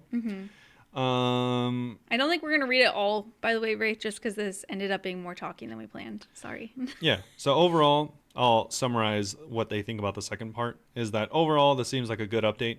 Dialing up monster weaknesses, introduces elemental spell weaknesses, and ranged ammo type weaknesses. Seems like a good way to incentivize players to bring the correct quote-unquote gear instead of camping the same style. It also means that a lot more existing gear becomes viable again without undermining the value of the current best in slot meta. More diverse gameplay. Dear. More diverse gameplay is always a good step forward. I don't agree, however, with the main reason Jagex offered to change the combat system this way. I don't think they're even close to reaching the end of the runway when it comes to designing future PVM content around the prayer book, inventory, UI management, and movement. Their attitude feels like changing the rules of chess because you don't know how to keep winning. Yeah. And I can agree with most of that. Okay. Tell us your overall thoughts. Mage so far. Mage so far. Also, I want to interrupt you real quick because Wraith's notes definitely were talking about the other update, and you said that they weren't. Yeah. I mean, if you want to Well, now we've continue down this path, No. it's because I thought those were the ones that weren't as well said as his second part, so that's why I skipped it. Wraith is just crying now. I'm so sorry. Yeah, I didn't want to mince up his words, so I just said the part that I thought was more convincing. Wow. Okay, tell me how you think, how you feel, Okay. you bully. Yeah, so this is cool, and I do think it would make the combat of fights more interesting. I also agree that I feel like they haven't done enough with the current stuff in the game. I feel like whoever's designing their fights um, haven't really expressed their ingenuity in fights to the highest degree. Because, I mean, they just released what is technically the newest and most difficult content in the game, right? Mm-hmm. And it is the same exact content as the Inferno, which was introduced many years ago. Yeah. I mean, I don't think it's well, it is a wave-based minigame. It's a Yeah. wave-based minigame where you're primarily hiding behind a pillar, and then you come out and you are prey flicking, which is exactly how Inferno is. Yeah. And then there's a boss at the end, which is different, Mm-hmm. but everything leading up to it is the same. So the fact that there is practically, I mean, I'm being a little disingenuous, but not really, saying that there's practically zero evolution from then till now for the hardest content in the game. There's clearly a lot of stones that they're leaving unturned. Clearly, there's not enough thought being put into fights. Mm-hmm. Clearly. I mean, that's obvious. Yeah. So I think this would give them more, but also I think they could do more. Mm-hmm. It's like, you know, those people that build crazy sandcastles. It's like you could build a really crazy sandcastle, but they're not, because they're not good enough in order to be able to do it. It's not because there's not enough stones in your foundation. Okay. You So, lost me there a little bit, but yeah. no, it's a really simple thing. You know, you can make like those drippy sandcastles that you do when you're a child. Yeah. Yeah, you can make those. What Jagex is doing is making like okay sandcastles, and then you have the dudes that enter the sandcastle competitions, Oh, and Jagex isn't doing that. and they can't get to that level. So instead of doing that, they're now adding stones because it's just easier that way. Mm. Yeah, I like the elemental changes. I think they're really nice. It does kind of feel like really random and like there's probably other stuff that could have changed. And like I agree with Wraith and you as well that there's probably so much stuff that they could try that they're just like not trying. I don't have ideas. I don't work for them, but Yeah, and overall I do like the idea of it. honestly, this was something that I was kind of talking about in Twitch chat the other day. Is it really feels like, and it doesn't feel this way. This is almost without a doubt what's happening, and it's not any of the mods' fault in particular. I Mm-hmm. get that they have expectations, or the community does rather, but it really feels like a lot of the content over the last 2 years really feels much more rushed. Like they're clearly being pressured to do stuff. Like get something out now. Yeah, like there Mm-hmm. clearly are deadlines set, because if there weren't, I feel like the content would be a lot better, instead of like every fifth piece of thing that comes out being Needs a good. huge update. Honestly, if I'm being like really harsh, I think like probably 1 in 10 things that they come out with, you know, including updates, including items and stuff like that, is actually good, with a lot of the other 9 things being like okay or maybe a good idea, but just executed in such a way that So, it's not cool. sometimes just stuff doesn't feel as refined. I think Varlamore in general was very refined. Like it seemed like they put a lot of time and effort. Some stuff does feel like a rush job. It's just like Yeah. they're like, you need to get out now. I don't care what it's like, finish it. Yeah.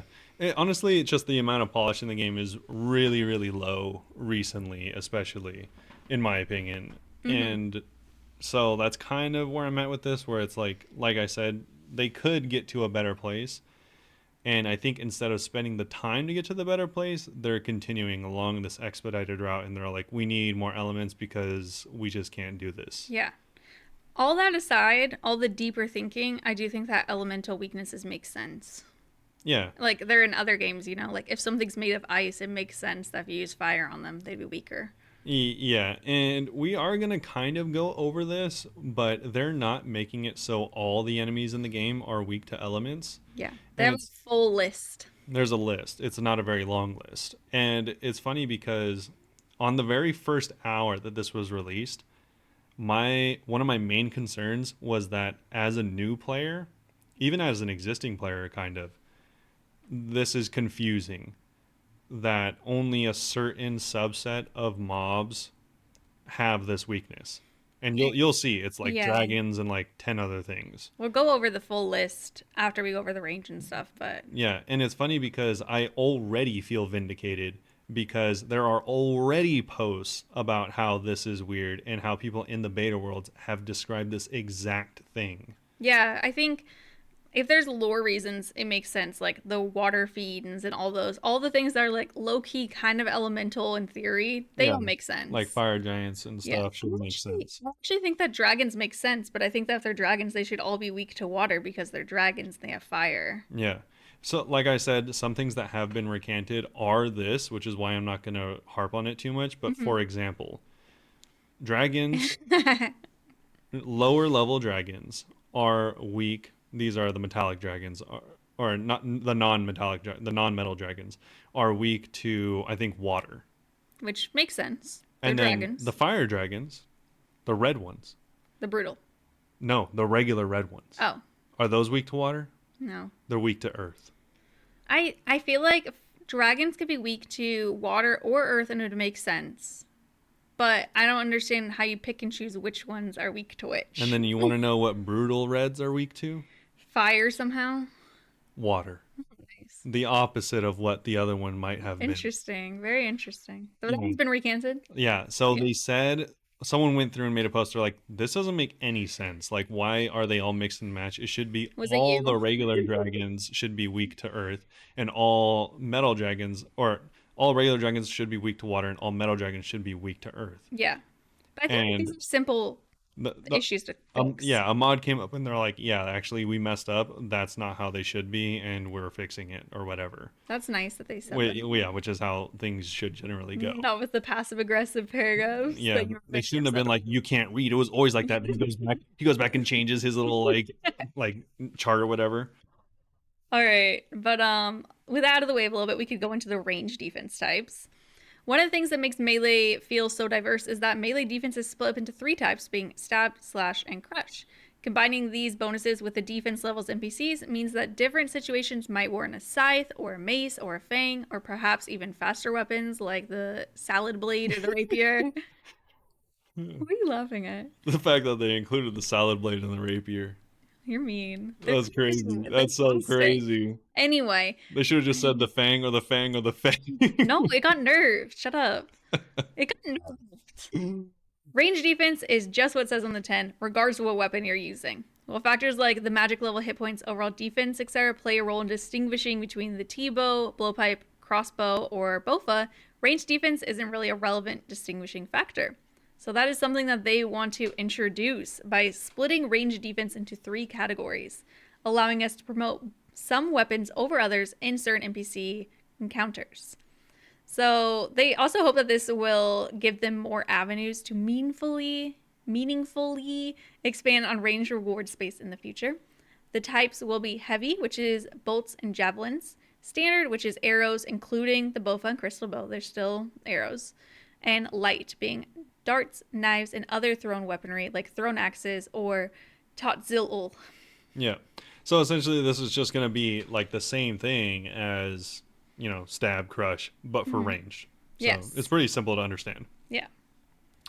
Since these defenses are based on the ammunition that you're using rather than specifically how you're attacking with a weapon, you won't suddenly have a bunch more gear bonuses to manage or anything like that. You won't be accumulating new bonuses for heavy range accuracy or having to select between heavy and light in the same weapon, just that the ammo you're using will hit more often against NPCs who are weak to it. In the examples we've outlined, some NPCs might have had reductions in one range defense type or increases in another to better carve out a niche for a variety of ranged weaponry. If there's an NPC we don't specifically mention or touch in the example list below, it's safe to assume that all three of their defense types are going to be equal. Mm-hmm. And that's also kind of what they say for magic as well.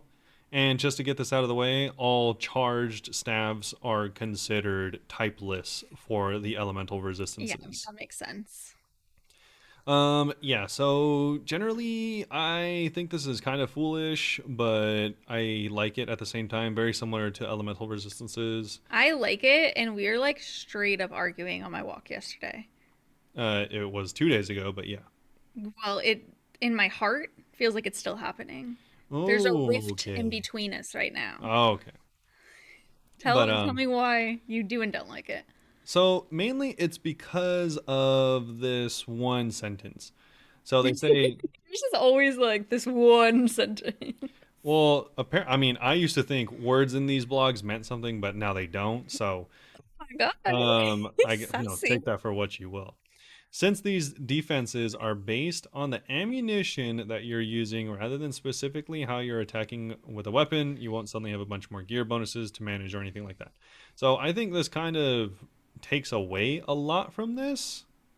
Mhm. And mostly because if you think about it, this could make it even more dynamic than it currently is in their iteration, being heavy, standard, and light. Mhm. For instance, a really good example is why would a magic short bow have the same damage type as a magic longbow? Because arrows are light. But the amount of, one, a good this would be a good option because longbows have no place in the game. If you use a longbow, you're a psychopath and or are doing extremely specific content. Um and also it is a slower weapon, which Mhm. means it should hit harder. I mean, why? Because it's a slower weapon. All slower weapons hit harder. Is that the thing? Yeah, all the two tick two hand or all the five tick two five and six tick two handers, they hit harder than one tick than You're the four tick you're lying versions. to me. Oh, okay. And yeah, so one, thematically, it makes sense and it gives them a purpose in the game. So I don't know why they're limiting themselves by doing it by ammo type when it could just be exactly how Melee it's is. funny, yeah, because Mind that actually. they reference melee and then they're all like, but we're not gonna do that. Yeah, because with melee, I mean, with range how it is now, it's accuracy, how fast you're shooting, or if it's long range. And I think Yeah, that all those would actually make sense if you assign them each a heavy standard light. yeah. I mean, you can bake that in to other things, but it could be like, oh, your Zerite bow is attacking faster, and because of that, I don't know, maybe it's a It's, standard now instead of a heavy. yeah. But if you attack long range, maybe now it's a heavy. It doesn't have to be tied to ammo, just because that is more unnecessarily limiting Hmm. than doing how melee combat does it. No, okay, that, and then also you don't have to have as much stuff. Honestly, right now, I don't even own a crossbow. I have a dragon crossbow. And Perky's loaning me a Zerite one, but like, I don't own a good crossbow. I just Yeah, use my Bofa for everything. yeah, because it's a numbers game at the end of the day. So if you have any good regular bow, you're probably going to use that unless you have a specific offhand you're trying to use with a crossbow, or you're using the ZCB for its spec. Which I mean, maybe won't change after this, but it probably will because I don't know how your standard hitting T-bow is going to be used at the same place your hard hitting or your crossbow that's capable of harder hitting would maybe fare better at certain places. Yeah. So I don't know. It just seemed like unnecessarily limiting, and maybe they're trying to pass off it being based on ammunition as a good thing when really there's no advantage to it that I know of. I'm really not opposed to it being limited to the ammunition, but I think it would make more sense to just do it how it is with melee, where each weapon has it. And some weapons could not. Like, you know, Yeah, how the whip doesn't have sure. everything. Could be something like that. Yeah, like maybe your javelin. I don't know how a javelin could hit like standard or whatever. Yeah, I It's don't know how a blowpipe could hit heavy. yeah, exactly. So this could still exist to some extent, but it wouldn't be, oh, this is always heavy or Yeah, this is always light. actually agree with you then. And You changed then my mind a little bit. that also goes down the same road of like why this has been my problem since day one. My argument has evolved, but this has stayed a constant. Okay. Whereas, like I told you, an enemy that is weak to darts, light darts, how are they any less, if not more weak, to very large, heavy javelins? So I'm assuming it has to be like lore reasons. So it could be similar that you'd have to come up with lore reasons basically. Could be like Kefri is weaker to the Karis because like it's such a thin weapon it pokes through her scales, like kind of like that, you know. Like Yeah, the light sure. weapon is able to like go through and hit it harder somehow. Yeah, but that was my main problem is the way they labeled it. also doesn't make sense. And this even goes further back to an even further throwback earlier, whereas it just doesn't seem like they're putting a lot of thought and polish into these systems. Because I just thought of a system within like the last 20 seconds that is, in my opinion, better than this. I mean, I agree that's better, but they do say that they compare it to Melee and say they're not doing that. So that means that they did think about it, and for whatever reason, they decided they didn't want to do it. They could go back to it, but Yeah. it seems like they did put the thought in, at least. Even if they didn't lead them to where we wish it led them. Yeah, I mean, maybe they have way more plans in store than I can conceive of, and this is just straight up a better option. But I don't know how my, You just want more explanation on it. yeah, I don't know how my option couldn't just easily be overlaid on this and then give you more options. Because then you can do more things. Like the glaive, the glaive could be, like, how is glaive going to fit into standard heavier light?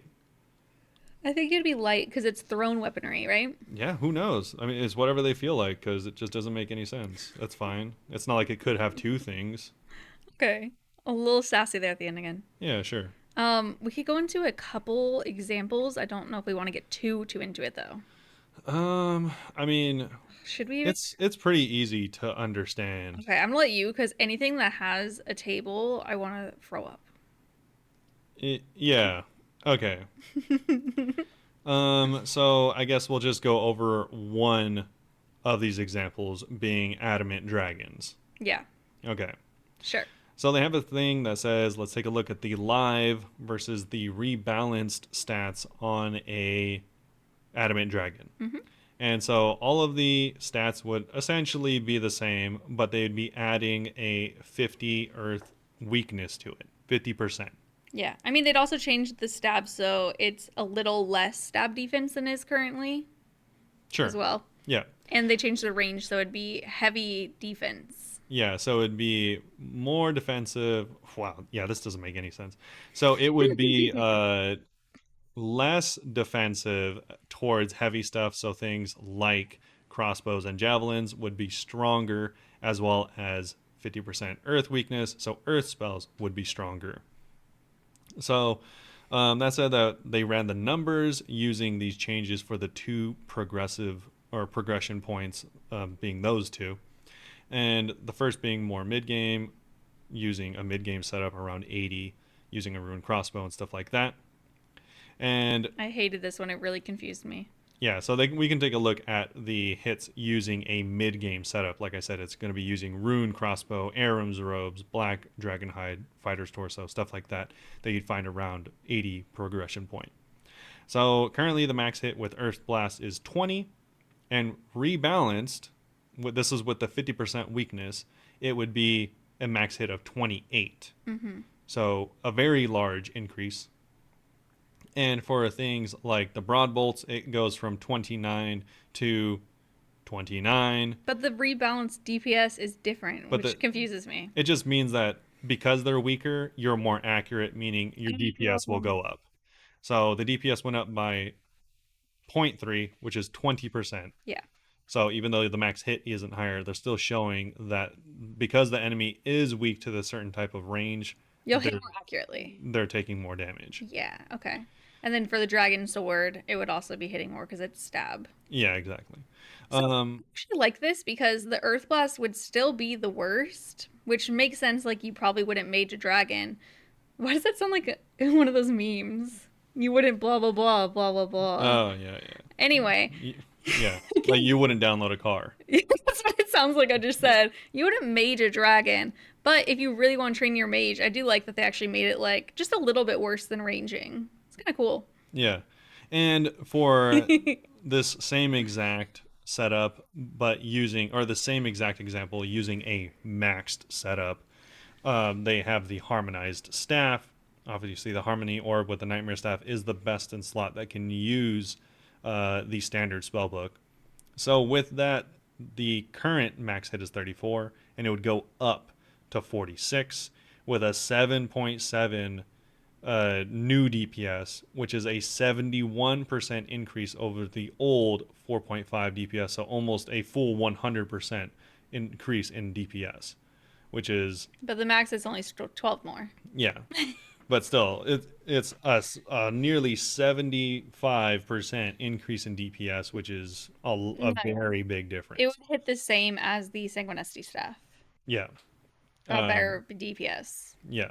So overall, it just makes it so that while if you were using the Dragon Hunter Lance with best in slot, it would be 7.9 DPS, which is only zero point 0.2 higher than the Harmonized Staff.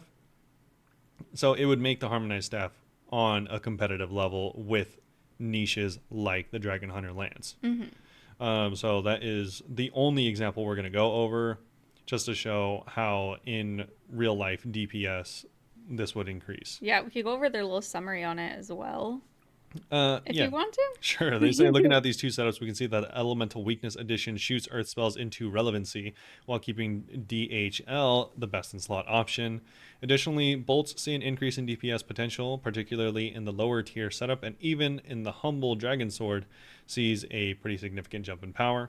This ticks all the boxes by giving elemental spells a place, not displacing the existing best in slot gear. Yeah, I actually think they did a good job on that. These next two examples aren't going to, oh, we're not going into the next Oh. examples. They talk about gargoyles and they talk about giant mole. We're not going to go I into love the that. giant though. Yeah. But anyways, I think this is interesting. Something that I don't think is mentioned here, which I think probably should be mentioned here because this is a little facetious, but the max setup or the just even the maxed weapon setup for mage is significantly more expensive than the DHL. So I don't even know why they kind of included that, just because it's best in slot, maybe. I don't know, but yeah, it just seemed a little weird that they would include both of those. Yeah. And also using Earth Surge on a dragon is kind of weird, but mostly just because of how expensive the spell is. Yeah. Yeah, generally kind of I can see what they're doing, trying to compare DPS, but it's kind of unrealistic unless you're trying to get over with the task as fast as possible, I guess. Yeah, I think that the whole point is they don't necessarily want you to mage it. They're just giving people who want to train their mage an option, Yeah. is my impression. Yeah. Yeah, sure, I guess so. So I actually am happy with it. It is kind of weird though because that makes the DHL, which is an extremely niche weapon, extremely like you would only ever use it against this type of mob. And it makes the harmonized staff pretty much just as good. Well, Like its max hit still isn't as good. you would be really nitpicky to think that 7.7 DPS is much worse than 7.9. Yeah, but if you consider their DPS, it has more DPS and it already has a max hit 14 higher. The max hit doesn't matter. I mean, you'll get more. It is actually probably worse because you'll get more overkill damage if anything. I don't know. Yeah. The thing, my point is, the harmonized staff would be used everywhere. It is the best in slot for standard spellbook. Yeah, it'd be used everywhere if you want to do mage, but I think most people would still do Dragonheart Lance or Crossbow. Yeah. I mean, It still makes more sense, and you don't have to spend money on stuff like ammo if you're doing Lance. yeah, you're probably not wrong. I guess my point is, this kind of, harks back to what they were saying in adding more niche items. Hmm. This kind of removes current niche items. Like, Yeah. obviously, sure, you could still use the DHL, but a lot of people don't own a DHL. Why do they not own a It's DHL? a nice staff. After they make all of the surge spells kind of best in slot, probably a lot of people. No way, it's gonna get so expensive. Okay, who owns a DHL? A lot of people own them because I borrow them. I borrowed one from Ninja the other day. Annan has one. Wraith has one. Dating has one. People be Just looking because at you know people DHLs. that have them doesn't mean a lot of people have them. Not a lot of people do It just dragon means content. that most people I know have a DHL Okay, because dude. I don't, and they loan it to me Yeah, you don't for why? because I'm poor, Robert. I'm saving for No, Teal. it's because you don't do dragon content. I have to do The 100 only to go people from that 69. Yeah, the only people that own a DHL do dragon content. So that's my point is like they're removing like potential, not removing, okay. I was So like, I hard to disagree if you're saying it that way. okay, but I mean they're making it so this item, well, that's even worse. To your point, the harmonized staff is one of the most rarest items in the game and it's going to be best in slot or near best in slot for content that I should have no business at. It's not going to be best in slot though. I said near. I know, but you know what I mean? Like, All right. we're just We're not going in we're just circles. not listening at this point.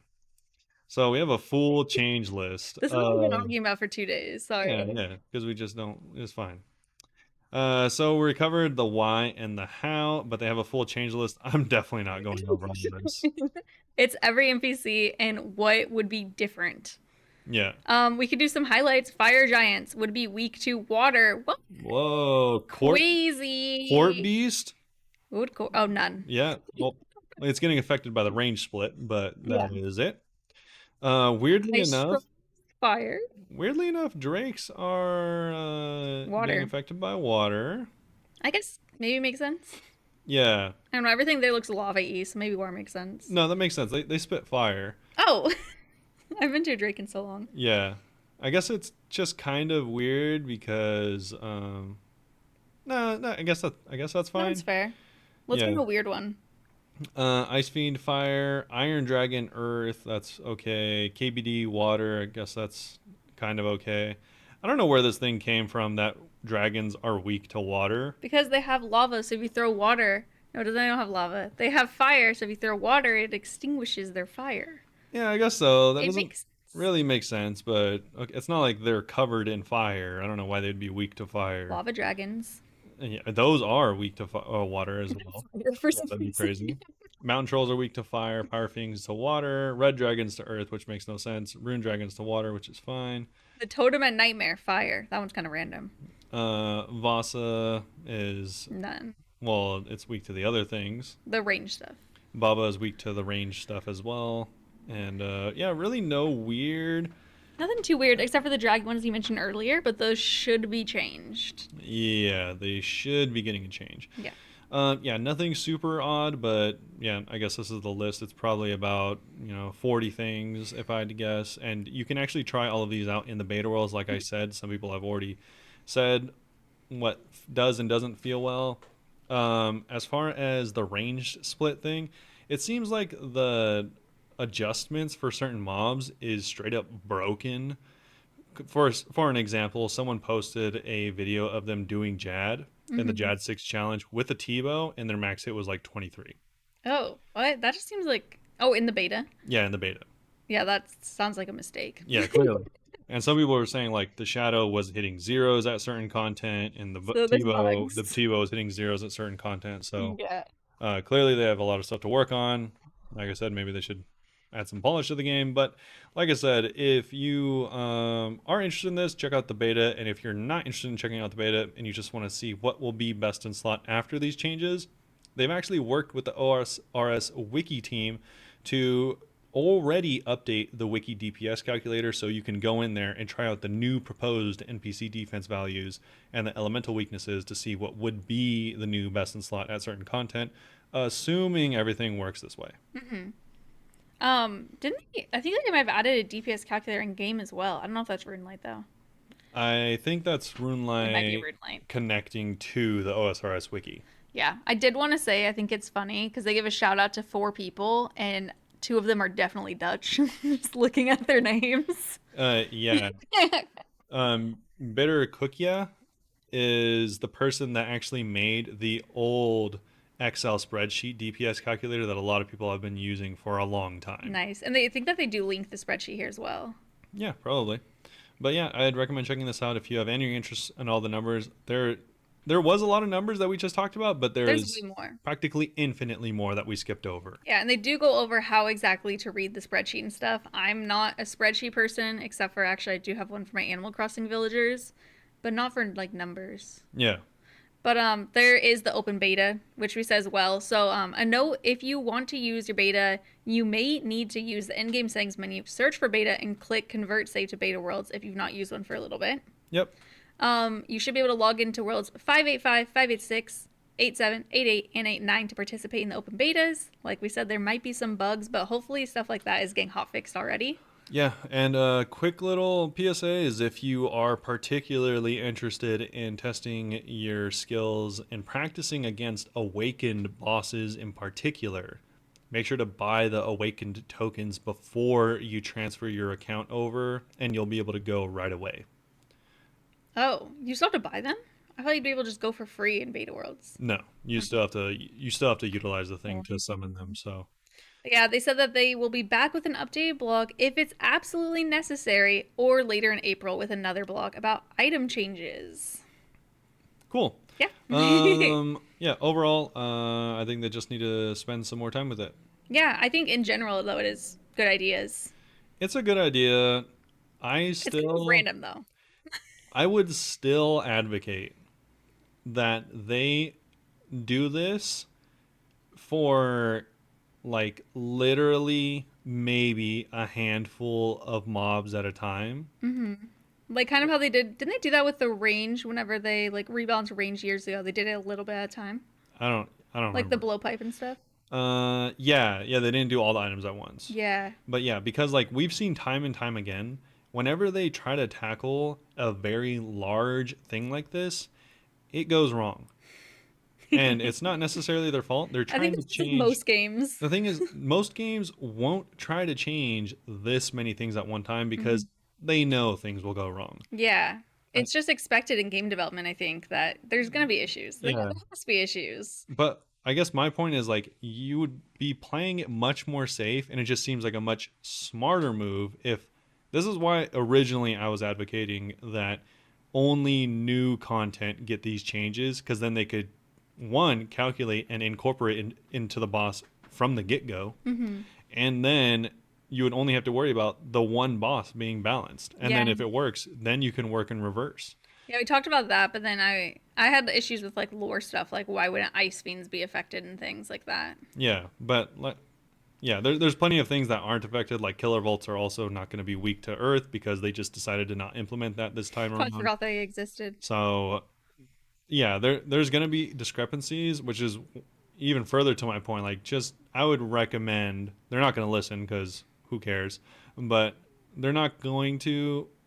But they should start with just 5 mobs at a time Okay. until it goes well, and then do 5 more until most of the mobs get covered. Or they even said that most of the early mobs in the game aren't even going to get this, so I don't even know what that cutoff is going to be, which is weird because they included lava giants. Okay. Fire giants, you mean? Yeah, Lava giants. I did want to say one thing that someone brought up on stream last night is that they're afraid people won't want this because they'll think that this is close to EOC. And I wasn't around for EOC, and I was like asking. Everyone's like, no, it's nothing like EOC, just to be clear. no. But people are afraid that they were like kind of pointing out that people would be afraid to hear any changes to combat and be like, oh my god, it's going to be RuneScape 3. Well, one of Wraith's points Mm-hmm. that he raised was that That he wraithed. no, that he raised. I'm not going to do that to him. Is he said that, and I agree with this, is that this isn't EOC, but them being so this is gonna this is gonna come off more harsh than intended, but it's probably the best way to say this. But because of how lazy they are in game You design, could say flippant or something. I'd rather just use mine. Jesus. Because of how lazy they are in boss design or fight design, they're already seeking ways out, which is what this is. And then once they exhaust this, then what? Mm-hmm. Which is kind of what people think is the like alluding to EOC is that they just ran out of what they thought they could do, Yeah. which, like we've seen time again, is not the case. I mean, there many people have come up with better ideas for combat bosses and stuff like that than Jagex has ever come up with. So there's more stuff that you can do There will always be stuff. if you take the time. Mm-hmm. They So just need to spend more time thinking about stuff. I think that's the EOC line of thought, and I would agree. And I think again they just need to go back and think more about their decisions. Fair. In general, I'm feeling hopeful about it Yeah, in general, it does seem pretty cool. though. But yeah, that's it. We can probably move on to the Q&A. That was a very long blog. Yeah. And like I said, we will have them in the description if you want to check them out or just go to the news site. They are very long. Okay. Q&A. First question is from Matt. How would you feel about the in-game world map only revealing areas that you've been to before? For example, in Zelda, at least the older games, I haven't played for a while, so stuff just doesn't show up until you've been there, which I love. That's like how Baldur's Gate 3 is. That's how a lot of games are, and I I mean, I'm sure it'd be weird at RuneScape, but I love stuff like that. I feel like it incentivizes you to go and explore more. Sure. Like if I see part of BG3 that like a random spot that is still black, I'm like, I need to go look there. Like, what is there? Yeah. So I like it. I think it's cool. I like this idea, and I think if this was incorporated into one of the Iron Man modes, it would actually fit thematically as well. That would be fun for like a league or something. Well, no, Yeah. because we already know everything is. Or like maybe you can even maybe you can even incorporate it more so into the lore as like, oh, you have discovered 50% of this region now. A new mini quest pops up, and the mini quest is to find and talk with the lore master of this region, and they'll give you a map which fully reveals everything You or know what that something. kind of reminds me of the Client of Corinne quest line, like one of those where you have to go and talk to someone in every region. Except Yeah, for you could already see what it looks like. yeah, it's kind of like that. Yeah. Follow up from Matt would be what also would you think if this applied to teleports, being that you can only teleport to places if you've been there? I hate walking to places. I love teleports, but I think it wouldn't make sense to be able to tell if you hadn't been there. So it's fair. Yeah, I like it. I think it makes sense. I think the teleports are a little too easy, especially early game when someone's like, "Oh, you know what? I need to go to Corinne. I've never been there." Okay, I think Corinne is a bad example because I think that's locked behind a quest. No, let's say you do the quest. Oh, Let's say I want to go to Corinne to go to Wintertot. Let me take the portal that takes you to Arceus.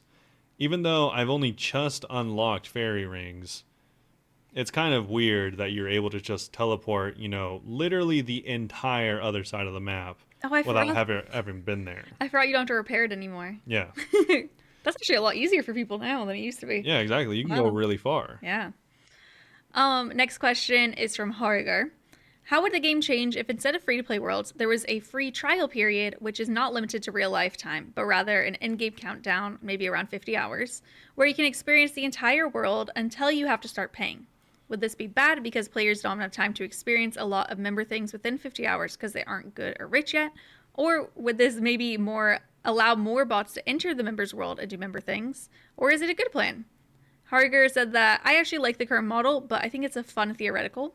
Before we answer to, Fem replied to this one, he's great, and she said, I think RuneScape 3 has a thing where you can train any member skill up to level 5. Maybe that'd be interesting to consider when answering this question too.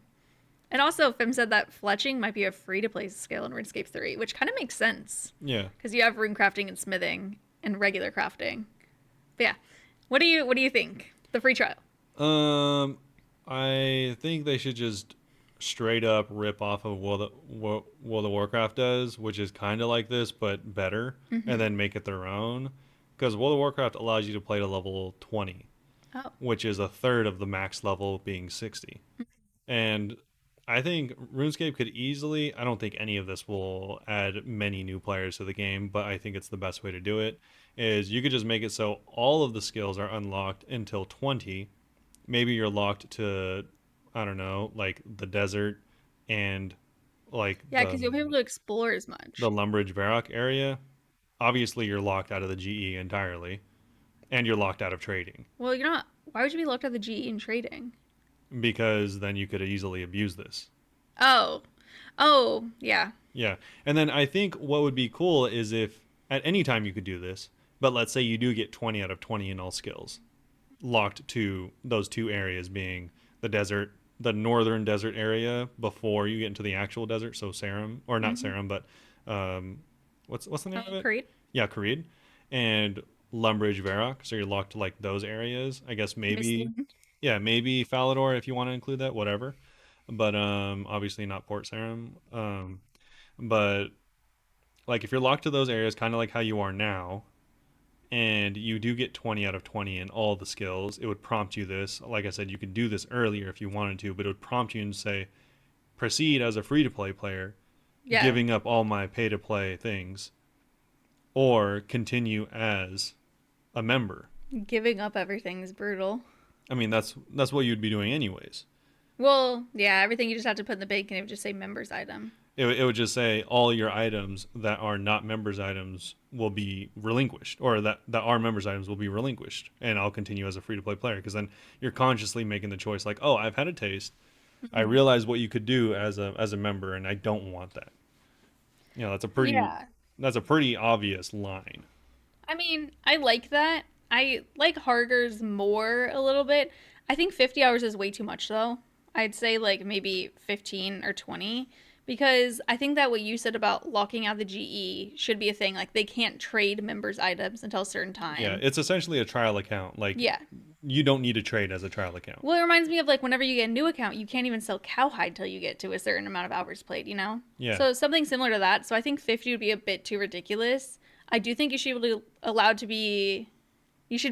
to go anywhere in the game that you want as long as you have like the levels for it.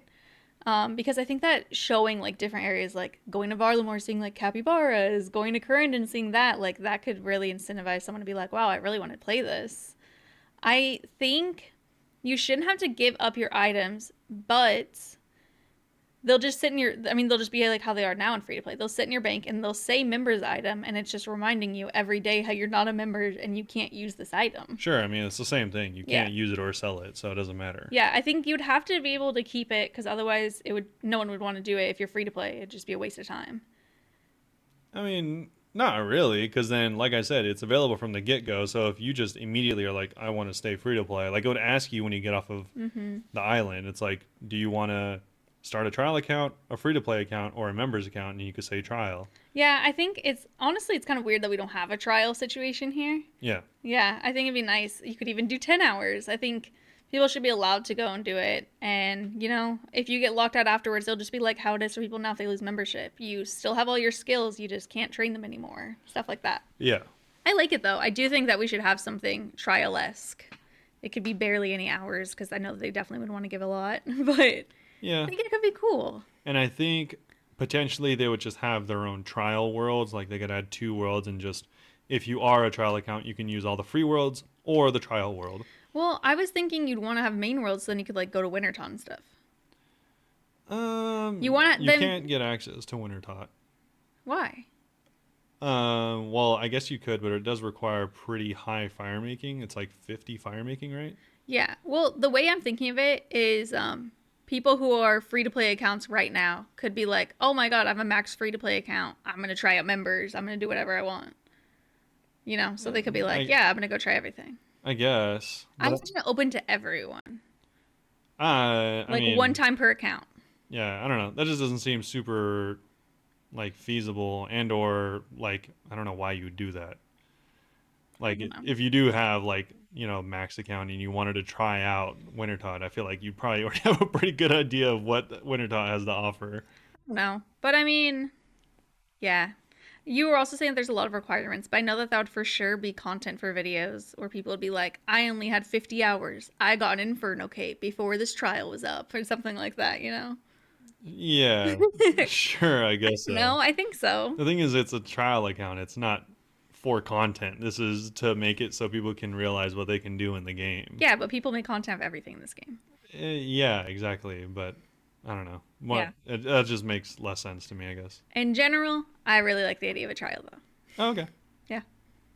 But yeah, I think that's it. That is it. Yeah, so thanks for asking your questions, and that is going to be it for this episode. So we hope you all liked it, and if you did, you can check us out on any of our socials, ask your questions there, and where are those? Our TikTok and Twitter are Bunebapeosrs. Instagram, YouTube, and Twitch are Bunebape. I stream 5 days a week at twitch.tv/Bunebape. Reminder that every Friday I do cosplays and fundraise to send us to England. Sorry, English. I'm so sorry, English people. So come stop by for that. And yeah, that's all the socials. Watch my shorts and stuff. Yeah, thanks again for listening. We hope you all enjoyed it, and we'll see you all Very soon. Bye-bye.